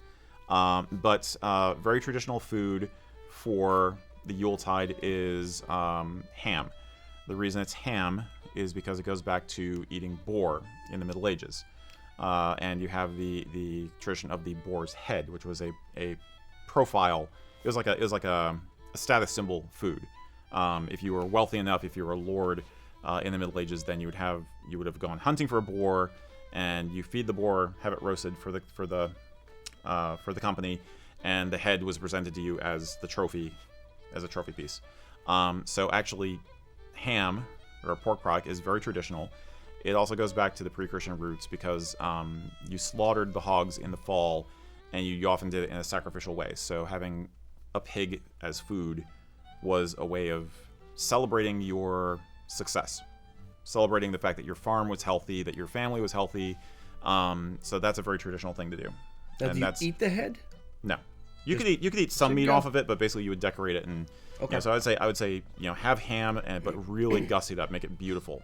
I think presentation is important for this kind of stuff. Okay. The other thing that goes with the table and everything else is fire. As a lot of you probably already know, Halloween or Samhain is a fire festival, so lighting things on fire is huge. Lighting things on fire is huge in Scotland around Christmas time because they kind of combined The winter solstice. Correct. They combine both Celtic and Norse traditions, and whereas Celts would burn things in the fall and the spring, Norse cultures burn stuff more in the winter. And so that's why if you look at Hogmanay, you have fireworks, and you have all these fire festivals in various forms throughout Scotland. So the Yule log is absolutely a tradition that applies to both pagan and Christian sides. One thing you can do with the Yule log is to people I know will write wishes for the new year on slips of paper and then tie them into a ribbon which is wrapped around the log. Could be a tartan ribbon. And then when you burn the log, you're just basically watching the wishes and the log burn, and it just feels good. It feels like a sense of closure and also hope for the future. So What's the big fire? Lots of fire. What's the big fire festival up in Orkney? Is it up Helya? Up Helya, Yeah. which is not related to the holidays. It comes later. Yeah. A lot of people think it's a Christmas, New Year's thing, but it actually comes later. When is it? Do you remember? It's sometime in January. Okay. Yeah. Yeah, But, that's crazy. They swing a bunch of fireballs around and run. Well, the fireballs that's a one in one town. I forget the name in Scotland where they march down the street, Yeah. swinging these balls of fire on chains above their heads. As you do. So basically, the whole thing about the holidays is to remember that you're surviving the winter, you're prepared to survive the winter, and to celebrate the fact that the family is healthy. So fire is important, comfort food is important, good drinks are important. Always. Fruitcake. There's a lot of Celtic and Scottish, Irish and Scottish traditions of fruitcake-like foods. Again, it'll be in that video we're talking about. Make it yourself. It will be good. Trust me. Do not think that fruitcake is bad because of store-bought American fruitcakes. They are freaking delicious, especially if you soak them in brandy or rum for 3 months before you eat them. That is a fantastic, very traditional food to have for the holidays, whether you're being Scottish or Irish or something in between. So I could go on and on about this. There's a lot you can do. Yeah. And there's a lot of the traditions are definitely commingled. So your family, regardless of the mix of the spiritual outlooks, there's a lot of stuff you can all share at the same time because they've kind of, through wanton usage, have become a thing. Yeah, and it's fun, religious as well as ethnic backgrounds. Whether my wife being Polish and Scottish and my German, and mixing all of those types of foods together. Food is kind of the common denominator with all the different ethnicities and stuff. But mixing all of it together, that's the beauty of America, is being able to have all these different tastes of all these different cultures and kind of throw it all together and be like, ooh, that's really cool from that one, and that's really cool from that one. And, ooh, I never tasted this before. That one's awesome. So. Yep. I think any activity where you're bringing the family together is good. So I think the the writing the wishes on slips of paper, or the it's like why you light candles together for Hanukkah. That's why Jewish people do that. Yeah. Anything that brings people together. So. I would say anything with food and alcohol is just as important, if not more. Yep. And there's guising traditions, which are both Samhain and Yuletide, depending on what part of the world you're in.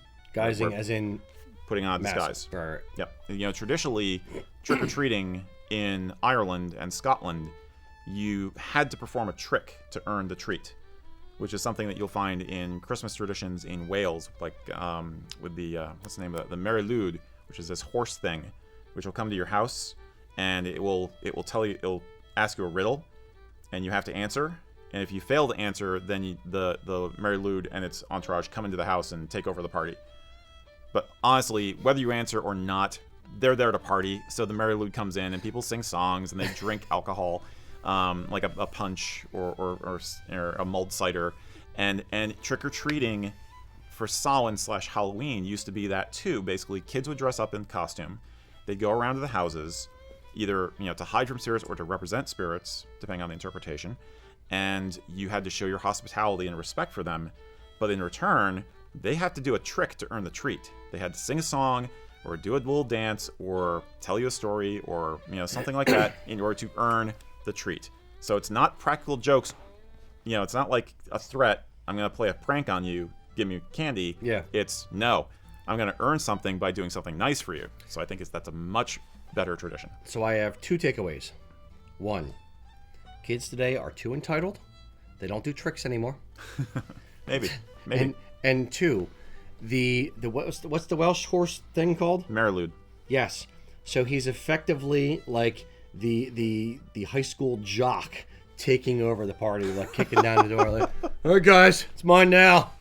If the high school jock was a skull of a horse with glowing eyes, then yes, it's Welsh. Yeah. All these all the German old German kids stories and all these old things. It's if you actually start reading them, it's scary. Some of the stuff that they were telling kids. It is. What's the Rumpelstiltskin tore himself in two and all this weird stuff. It was a scary world, man. Oh man, it was a scary world, and weird you wanted stuff. your kids to be able to deal with it. But I think the other big thing is the reciprocity. We are not as keyed into reciprocity in the modern society as they were back then. A gift for a gift, as we say. That's fair. Hence earning the treat. Yes, so we are too entitled. Yeah, so I rambled a bit. I'm willing to elaborate on this online if it helps anybody. But there's so much you can do, and a lot of the stuff that you already do is actually based on either pagan traditions or old Celtic traditions, like a lot of holidays. So you're probably doing more than you think already. And when you go trick-or-treating this year, do a little magic trick, little dance, do a little something, just for them. Confuse people. Be like, it's part of tradition. It's fine. Hello, my baby. Hello, especially my honey. Especially if you're a grown-up. Hello, my rectangle. Okay, kids, out of the way. Okay, sir. Here, have some more. Please go away. Thank you for coming. Happy Halloween. Exactly. Damn kids. All right, Mr. Mac. I shoot up a lot of time with that. I'm Well, sorry. there's some comments here, so I'm gonna go over some of those. They're concerned for I'm curious to know what other families out there do. So there was suggestions to use the head of the pig to make head cheese later. That sounds more Dutchy, but yeah. That was. Yeah. Somebody, a stray cat, asked about candied haggis. Maybe Good old that's stray cat. maybe we just start doing some candied haggis. How about this? How about this, stray cat? Haggis with candy corn inside. Ooh. Ugh. Or hard candy, so you get one and you don't know. I just threw it in they my would mouth. melt. Maybe that could be a new jelly bean flavor. Haggis jelly beans. You know what is a traditional sweet for the holidays though is mincemeat pie. It is. Yep. That's another one which is pan British and Germanic mincemeat pie. Yep. Delicious. I'm still stuck on the candy corn and haggis, or like the little pumpkins. Are you pro or anti candy corn? Because I'm pro candy corn. I actually like candy corn. I love candy corn. I'm sorry. Yeah. I know a lot of people hate it. Don't care. Yeah. People hate on candy corn. They're great for fake teeth. You do that too? Oh, of course. Everyone does it. Awesome. Yes. Not everyone. My wife looks at me and she's like, really? Again, come on. Again. Yeah. Dads do it. Point. It's a dad thing. Max, Yep. It's definitely a dad thing. Yep. Whoa. Exactly. And we do have Chuck said red and green ground effect lights on the bottom hem of his kilt. Is that like you're guiding him in for entry? Is that like, like a runway? I mean...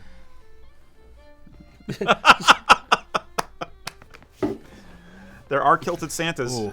There are a lot of kilted Santas out there. Yeah, Clan Claws. Jonathan King, marshmallow chick flavored haggis. Oh, now see, new video idea. Haggis recipes that should never be A done. million and one things to do with a haggis that you shouldn't. Oh. Yeah. Yep. Oh, no. Okay. Haggis flavored whiskey. All right, next, Mr. Mac. All right. So everyone probably runs into this problem. Ethan is asking. Everyone? I recently went to a concert in my kilt and basic accessories. I didn't realize they had metal detectors at the door. I had to remove my sporran, belt, kilt pin, and to explain the buckles on the kilt. Yes. It's that they don't come off. Yep. They let me through, but is there a way he could avoid this in the future? Nope. Not the buckles. Yes. Casual kilt? Casual kilt, sporran strap. There you go.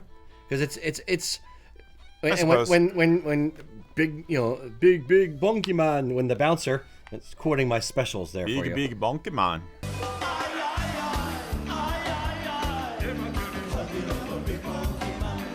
Big the specials. Come I know. on. Yes, okay, yes, okay. I know. Keep Ska going. reference. I'm sorry.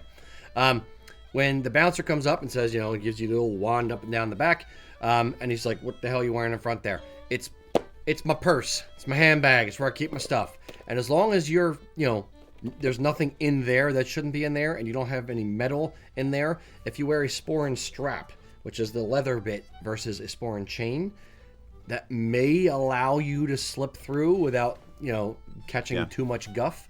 A regular kilt or casual kilt, without the straps and buckles, it just has Velcro closure, something like that. Again, I'm thinking like airport hacks transferred over to exactly concerts. Because airport is where I ran into it. I've always, I just take the sporran off and put it into the basket to go through the extra machine, and then I get up to the walkthrough. I say, okay, be aware, this garment has buckles here and here.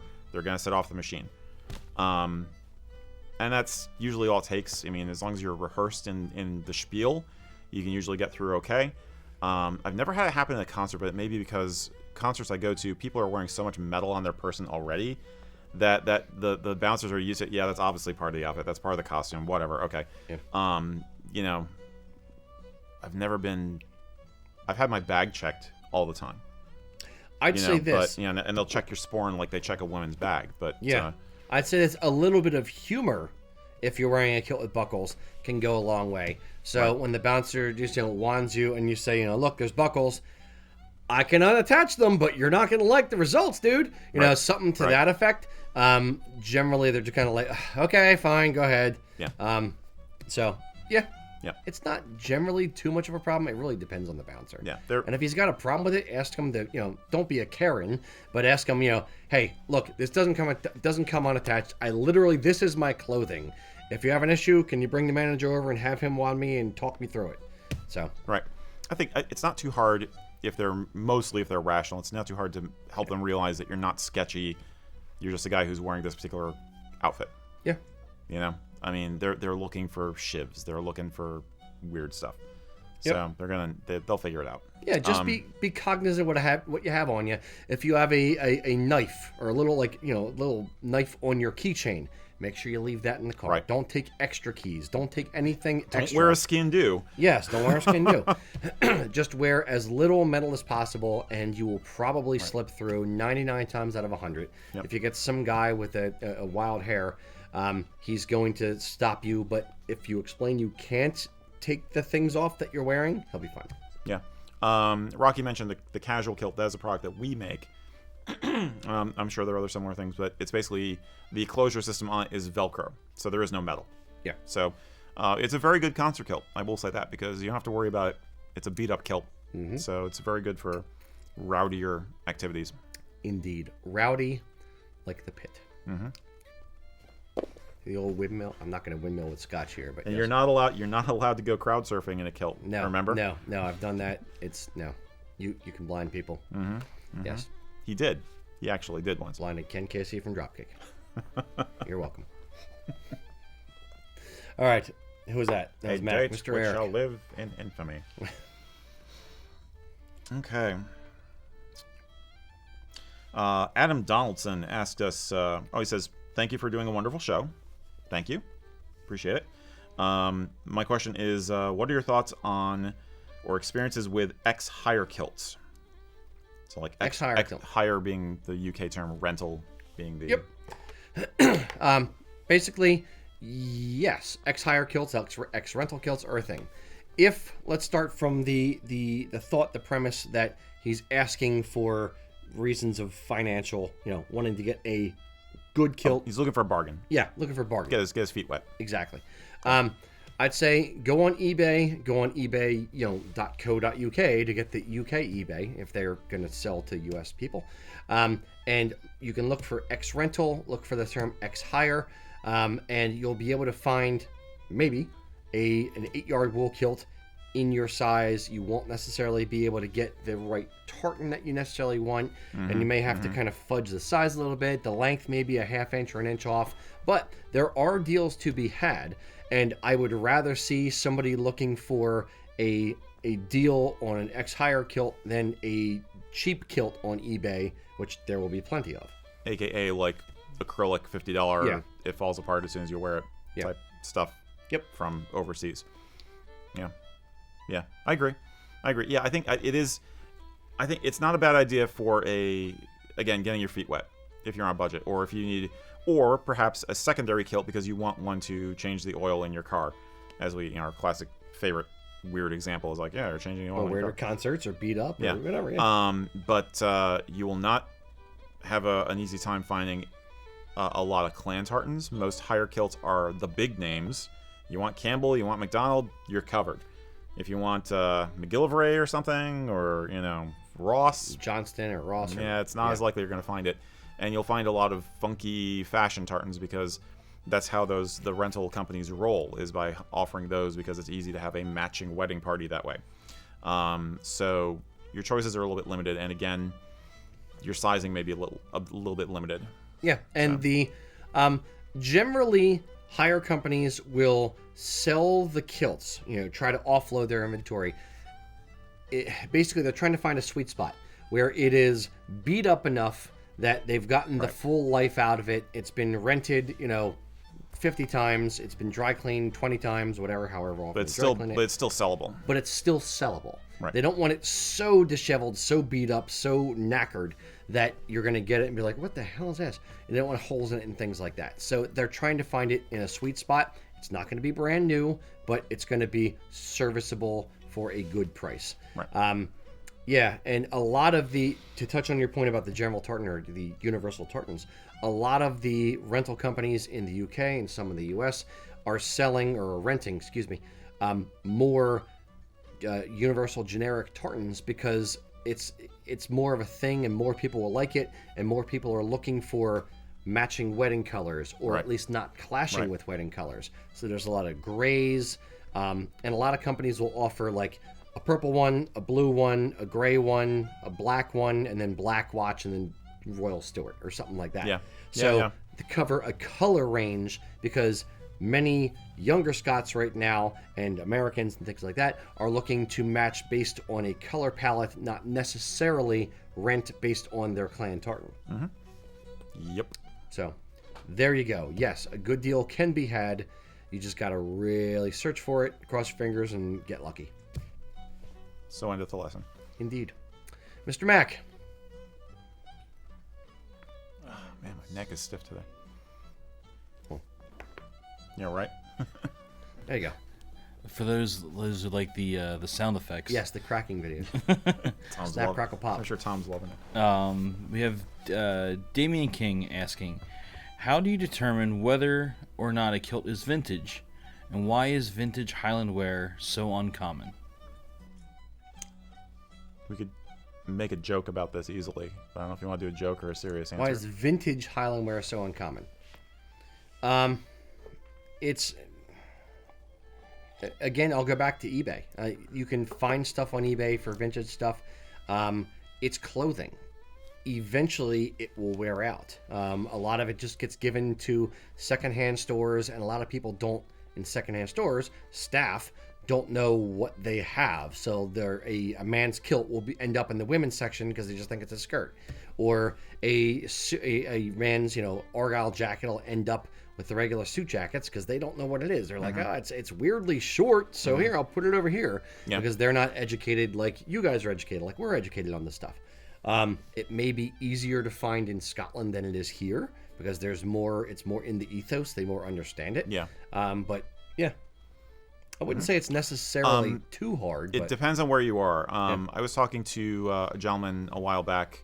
Actually, it was one of our ambassadors, if I recall, who had said that he had the good fortune when he was getting started to be living in Canada, and he was able to find kilts in thrift stores. A fair number of them were former military, but he was able to find used kilts in thrift stores because they're more commonly worn up there.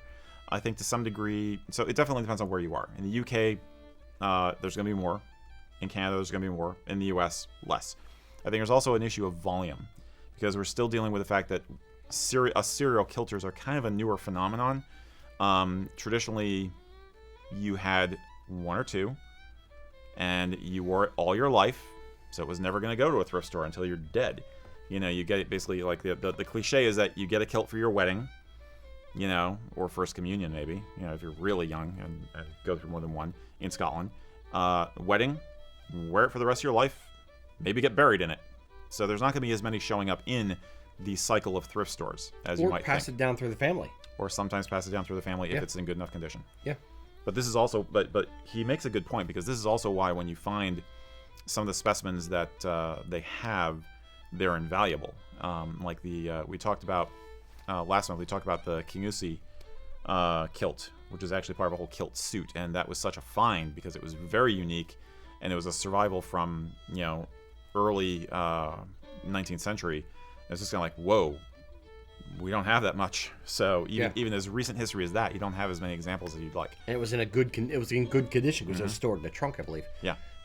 No, absolutely. Completely lost my thought.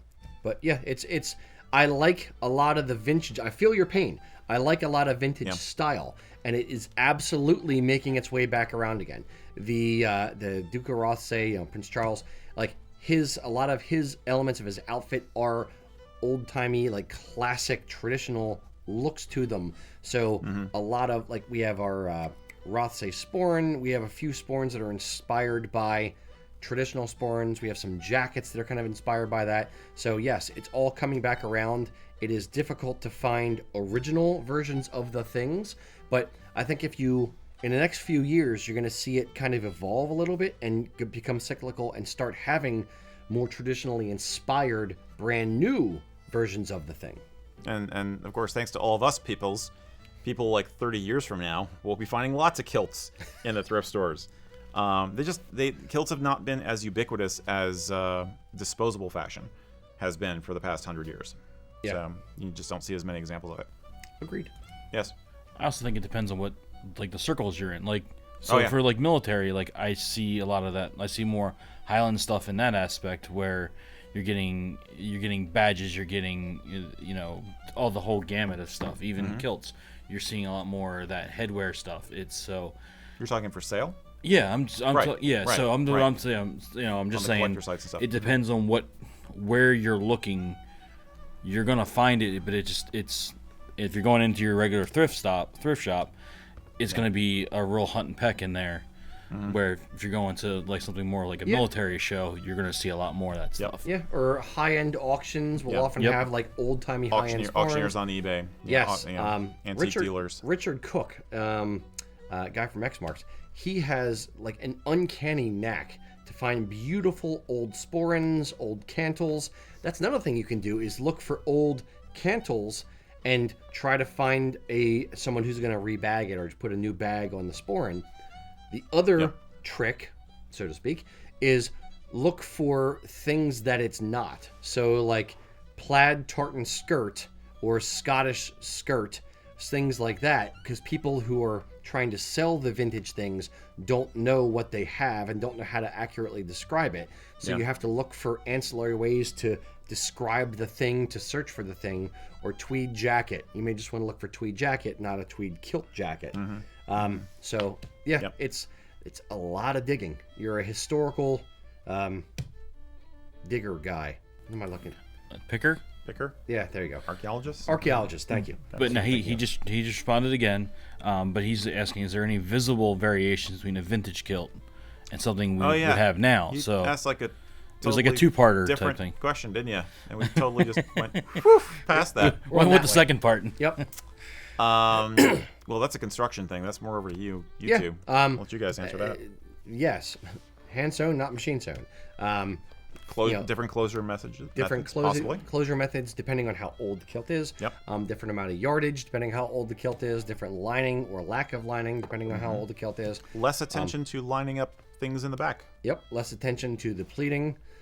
So yes, depending on the age of the kilt or the age you're looking for, yes, there are different variations. I mean, like a kilt has gone through an evolution from the great kilt where it's just literally a length of cloth up through a very, very highly tailored garment using, current construction methods. So there's a lot of steps in between to get to where we are now. So it's one of those where, Mac, do you have any thoughts on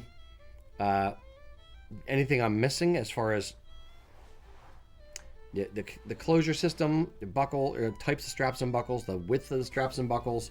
It could usually be two-prong, would be the older style. Right. The canvas. But yeah, potentially you could have either a tartan, like we saw some examples from that place in Philadelphia that was like early 1900s.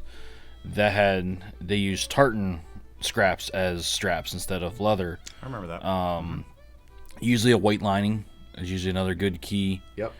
And that could be a white it could be white anything. It was just usually a little bit taller, like lengthwise. Yeah. Little rise. People were higher shorter. Rise the is a little bit kilts were higher. longer a little bit. Yeah. Even the color, I'd say the color. Some of the dyes are a little bit bolder now. Yeah. But once you see one, you'll get the feel for what the rest of them should look like. Yeah, there's a lot of things you can play with it, and you can have historical, remake historical kilts based on your exact specs, what you want in your kilt. But yeah, there's a lot of variation over the entire evolution of the garment.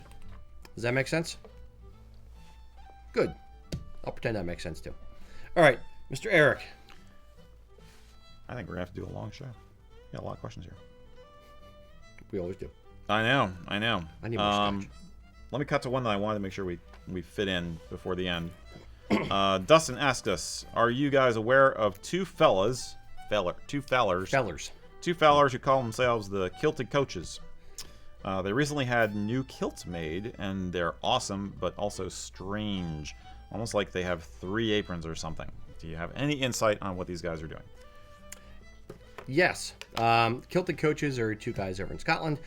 They have a YouTube channel, and they do coaching for, basically lifting rocks and, working out in nature. They designed a tartan, had it registered recently, had it woven and made over in Scotland, and I didn't know what he was talking about. I saw their videos when they got the new tartan woven and made into kilts, but I didn't notice anything weird about it. And then I was watching one of their videos after we got the question and started looking at critically at the kilt when they were wearing it, working out, and it was like a weird flap kind of thing. So we reached out to them. Ta-da! A burning missive from the Kilted Coaches. Basically, I asked them, hey guys, we watch your stuff. We have a question. One of our customers was asking, or one of our viewers was asking, and their response about the flap, what I thought it was them just like tucking up an apron or something, so while they were doing like squat thrusts or a particular exercise. But I was wrong. They came back and said, for our new kilts, we've gone for a specialist design to honor the great kilt. It's a drape edition that we attach that can also be worn up over the shoulder or can hang loosely at our sides. So, short email. But I think where they were probably going with it was A, something a little bit different, B, something, as they said, to honor the great kilt, and potentially C, to kind of cover the back of the kilt when they sit down, since they're out in nature doing their workouts and stuff, just trying to, keep the kilt as nice as possible from mud and, grass and that kind of thing. Yeah, a sit upon, I would call it. Yeah. Indeed. Yeah. I think now, having watched the video of where they picked up the kilts at the shop, they look like they're completely traditional, regular design, like 8-yard kilts. So I think that the thing that we're seeing in the photographs and that they're describing is an entirely separate thing. It's not part of the kilt. It's like an apron-like or mini shawl, if you will, that they're wrapping around and playing with. Now, if they have any kind of mechanical attachment points for it, that's not evident from what we've seen. Yeah, but like Velcro on the inside of the kilt or something like that. Something like that. Yeah, but it's kind of cool looking. I don't mind it. I don't like it either. It's okay.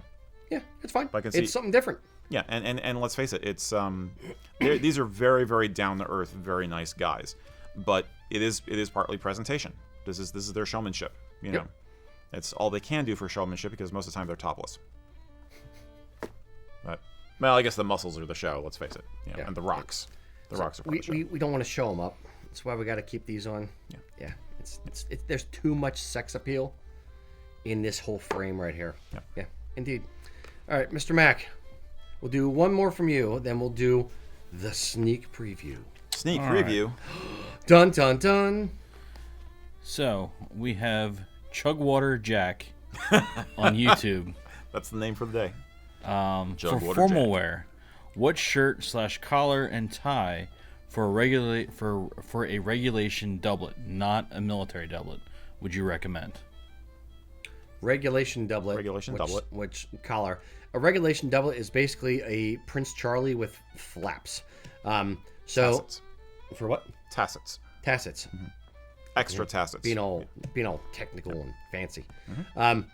Yes, it has a 3-button waistcoat with lapels in the waistcoat. So for that, you would wear essentially the same thing you would wear with a Prince Charlie, a wing collar, dress shirt with a placket over the buttons, ideally, so you don't have the studs or the buttons showing, and a bow tie. It's just a slightly fancier version of a Prince Charlie. Yeah, pretty much. There are more people playing around with using a higher cut Argyle, what we would call an Argyle type waistcoat with both PCs and regulation doublets. I think it looks better with a regulation doublet than with the PC, frankly. And it's kind of a funky thing that's come out of, again, the kilt hire agencies in Scotland have started promoting this. So with that combination, you could possibly wear a necktie, or you could possibly do a jabot if you want to be really radical about it. A lot of people poo-poo ruche ties. Points if you want to do a ruche tie by actually tying a tie into a ruche knot by hand. But you could, with a higher waistcoat, you could play around with some other things, and I think it might look kind of cool. But if you're using the low-cut PC type waistcoat, which is usually sold with the regulation doublet, it's a bow tie and wing collar shirt. Yeah, I would say this: even if I'm wearing a higher vest and like an Argyle vest, a 5-button vest, there's less showing, I would still probably wear a bow tie because it is still a formal jacket versus a necktie, which is less formal. Yeah, I was just trying to think outside the box a little bit. Yeah, understood. I almost want to say it could be fun with a jabot. The way you would wear a jabot with like a Sheriff Muir. Potentially. Or a Montrose. But, yeah.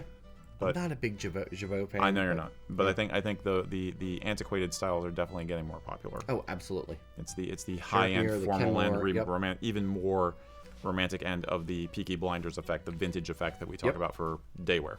Yeah, it's whether it's great kilts, whether it's Kenmore doublets, whether it's everything we were just talking about, whether it's the vintage style, all kind of coming back around again. Yeah, absolutely. Yeah, I mean a regulation doublet for all the world looks like an Argyle doublet you'd see around the turn of the century, or even like in the 1890s. It really is actually technically more traditional as a design than a PC, which, as we noted before, was kind of a new hybrid idea that came out of the Jazz Age. Yep, so 1920s-ish. Yeah, those fancy satin lapels. So fancy. Yeah, so fancy. Fancy. Indeed. We want to do one more question, or should we jump into the... Why don't we do the video and it'll give us a little chance to chat about it, and we can do a couple more questions after, see if anybody, or if anybody has questions born of the preview, we can Indeed. answer those. So, boys and girls, prepare yourselves. Hold on to your seats. Here is the preview for Erik and Rocky Invade Celtic Classic. So today, Erik and I are going to kind of run around, show you guys a little bit behind the scenes stuff, show you what going to a Celtic festival is all about.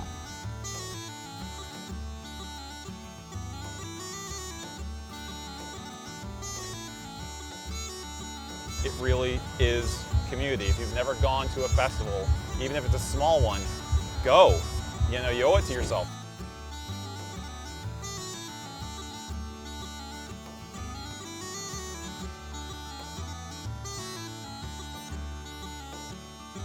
I don't want to have a 50-pound sporran by the end of the day, or walk around with 10 t-shirts tucked around my belt like Batman.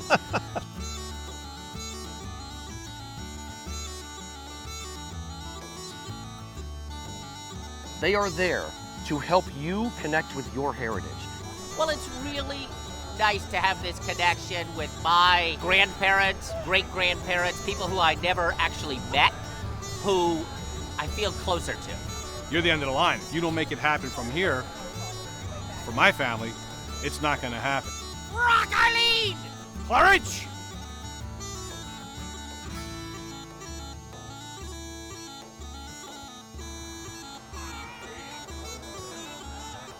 The community. That is what this is all about. And I just cried. It was like, you can have all the cookies, baby. I just wanted to give him all the cookies. And I absolutely love it. I love it more than anything you could ever imagine. I have a lot of cool memories here. Now I'm gonna get choked up.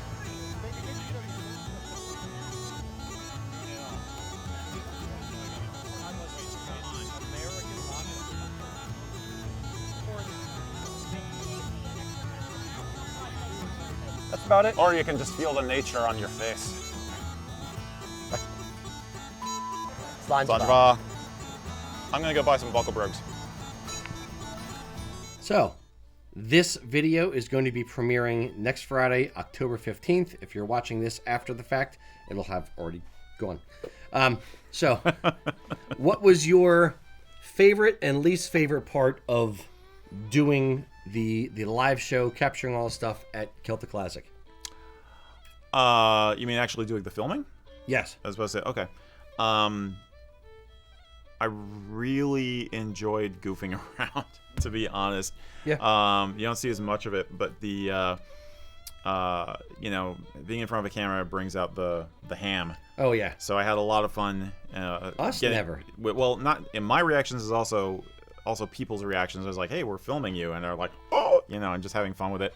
And that dovetailed with me getting to see friends I hadn't seen in a long time. Yeah. And you make friends when you're out filming someplace. You know, there was a woman who came up to you, who we could have sworn was like some old friend of yours, and we couldn't remember her name. It turned out she didn't know you from Adam. The drunk lady. Yeah. Oh, yeah. And I thought that was hysterical. There's no footage of it that you'll never see the light of day, but she was all over you. Oh, and it was funny. It was painful. So I think that's the thing. It's the way, just enjoying the way people react to the camera was a lot of fun, and it's like if some of them are nervous and some of them are just kind of leaning into it, and it was an icebreaker in a weird way. It was kind of like an icebreaker, so it was fun from that standpoint. The not worst but weirdest to kind of get used to part was having, you know, being on camera, having people follow us around with the camera, and having people look at you just like, you know, oh, they're filming something. Oh, what are they doing? Oh. And it's kind of like, you know, we're sitting here in a studio now, so it's you know, it's different than being out in nature with a bunch of people staring at you, because you're on film and trying to act normal with the camera pointed at you and people staring at you simultaneously. Yeah, we got a lot of, what the hell? Yeah, what are you doing? That was kind of like, the best part for me was being able to enjoy Celtic Classic again. Right. And being out of the booth for a day and a half and being able to run around and, you know, actually visit seeing what all it the looks vendors. like. Exactly. Yeah. It's the funniest part of specifically Celtic Classic for me is people will come into the booth when I'm working and be like, you know, hey, do you know where this stage is or where this vendor is? Because I'm looking for this thing. And be like, lady, these four walls, this 20 by 30 tent is all I see all weekend. Yeah. So I know, you know, people just assume that we know where things are and what's going on and where to get to and how to get to them. Right. So being able to see parts of the festival I've never seen before because I've always been working, and being able to interact with people, that's the coolest part to me. Mm-hmm. Yeah. Yeah. Yeah, it was fun. I mean, it was we had a perfect excuse to try and see as much of it as possible. Yeah. Which was cool. It's fun. It's hopefully you guys dig the video when it actually comes out. We tried to encapsulate what it's like to go to a festival, what you should bring when you go to a festival, what types of things you're going to see there, get a bunch of B-roll, that kind of stuff, and really why you should care. I mean, that's the crux of the whole thing, is to support the culture and move it all forward. Yep. So, yeah, that's the fun part. Yeah, it was a good time. Indeed. Really good time. Yeah, I loved it. So that's going to be, Friday the 15th? 15th. Yep. At 3 p.m. That's why I was getting confused. So the same time you're used to tuning in for one of these things, next week, 3 p.m. And we are doing a premiere, so we will be there to comment a bit. Yep. Tippity-typity. Yep. Tippity-tappity-tappity. Indeed. So, all right. My turn or Mac's turn? Let's do one more from you, I think. It's your turn. Okay. From me? Yes. This person right here? Yes. Okay. All right. This is on the first page. Where is it? I know it's here.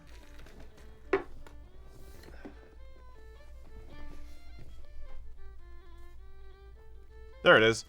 Michael Vernon is going to school to be a pilot.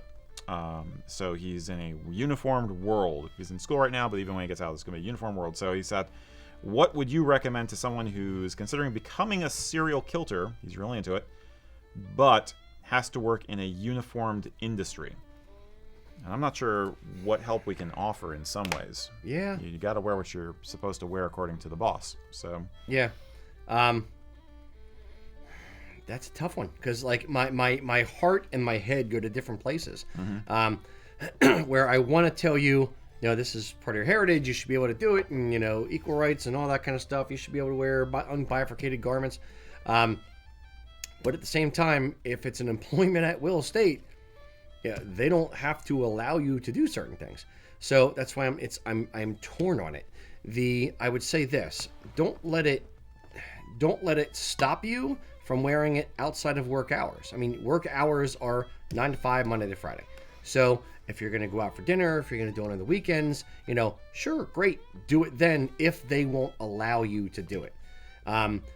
Now, it's a much bigger commitment, shall we say, but looking for an industry that would allow you to wear it, but you're going into an industry where, no, they have regulations. You have to follow the regulations. Right. So maybe if the pilot's, outfit is like tan pants, maybe you can get away with like a tan utility kilt or something. I don't think but so. But it's still, I don't think so. You're still skirting the rules. Skirting the rules, get it? Oh, that wasn't on purpose. But yeah, I would say don't let it stop you. You can still wear it outside of your job, but the job and making money is more important to some degree, because that's what affords you to be able to buy the kilts. Yeah. Real life has to come first sometimes. Yeah. I would say now in his specific situation, since he's going to pilot school, and presumably he will succeed and be a pilot, he's going to be in the air a lot and bouncing around from city to city. So I would consider, since you're kind of relegated to wearing this stuff in your off time, make sure that you have kilts that are lighter weight and easy to pack. So when you get to the hotel in Vegas or wherever you're flying to, and it's suddenly now it's your time to relax and you have a day off or whatever, you can whip out the kilt from your carry-on and change and enjoy yourself. Make your kit simplified, streamlined, easy to pack. So, if you get into serial kilting and have a big collection, it may mean that when you're home, you're switching it out and you're not taking that many kilts with you each time, because I know that these guys tend to pack really light. Right. And they're on the move constantly. But that's basically the only advice I can offer is to try and give yourself a kit that you can enjoy even if you're away from home when you're working that job. Yeah. Other people, the uniform might have strict regulations and then guidelines. Like you can wear a tartan tie. You have to wear a tie. It could be a tartan tie. You have to wear pants and you have to wear a shirt, but there's nothing that says you can't have, a kilt pin on your vest as flair. We need to talk about your flair. Really? I have 15 pieces on. There are ways to get some heritage into it and some style into it, if not the kilt itself. how many pieces of flair is he allowed to have on his vest? As a pilot, all the flair. I don't know. But you know what I mean. It's like other people work in the service industry or stuff. Sometimes there's guidelines. Or in the medical industry, sometimes they encourage them to have a little bit of personality in the uniform because it's nice for the clientele or the patients. This is why designer scrubs are a thing, in the nursing industry. So there might be ways to play with it. Yes, Mac? Now, in a quick search on the Googles, if he would work for EasyJet or what was the other one here real quick? JetBlue? Sure. They both have, it is JetBlue. They both have tartan. But would they allow him to wear it? The EasyJet, they show their pilots in wearing kilts, and they show their stewardess with tartan jackets. Well, there you go. You know which two companies to apply to. Absolutely. He mentioned his school has an official tartan too, but he hasn't been able to get a hold of the school tartan as a product, and we know how that goes. Okay. Now the broader question. Good to know. The broader question of forget him. Forget that guy. You're not in pilot school. You're just in an industry where you're not allowed. It's a uniformed industry. You can't wear a kilt. You can still wear a kilt to work and change when you get. If you really want to thumb your nose at them, that's kind of where I was going. You can wear your kilt to work, or as soon as you're done your shift, change and walk out that way. And if your boss thinks it's cool, he may say, "Hey, that's awesome." And you may be able to strike up a conversation and find a middle ground. Maybe, on specific holidays, you might be able to wear it in. They may be able to relax the rules a little bit. Or he may say, like, what are you doing? And be like, I'm off the clock. I'm just going home. I'm going out to dinner. I'm allowed to wear a kilt. I'm off the clock now. But, don't lose your job over it unless you don't care about your job. If you don't care about your job or your boss is a jerk, then screw it. Do what you want to do. Yeah. I have another answer for him. Go ahead. Boxer kilt. Boxer kilt. You can wear the boxer kilt. What is a boxer kilt? You don't remember this? Somebody asked us about this last month, and we weren't sure if we were going to answer the question because somebody asked about boxer kilts. A boxer kilt is a newfangled startup. They're doing a GoFundMe or whatever to try and get this company off the ground.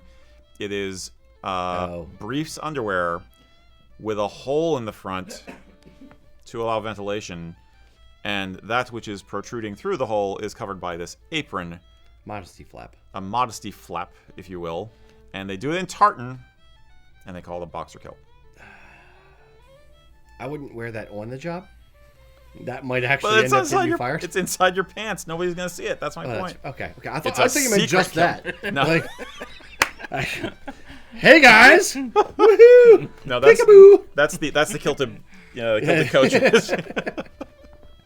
Yeah. That's on the special channel. No. That's the OnlyFans. Only Scots? I don't know. No. Please don't make that happen. Don't make that a thing. I'm just imagining I was like, I got my kilt. Very good. All right. Enough of this. We've gone off the rails far enough. All right, boys and girls, question of the day. When you go to a Celtic festival, what is your favorite part? What parts of the festival do you want to see expanded? Is it the Highland Games?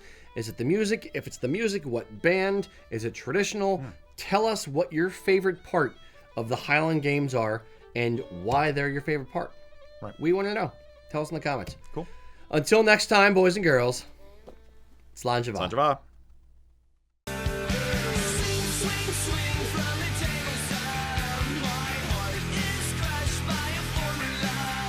It's kind of like the Scottish version of truck nuts.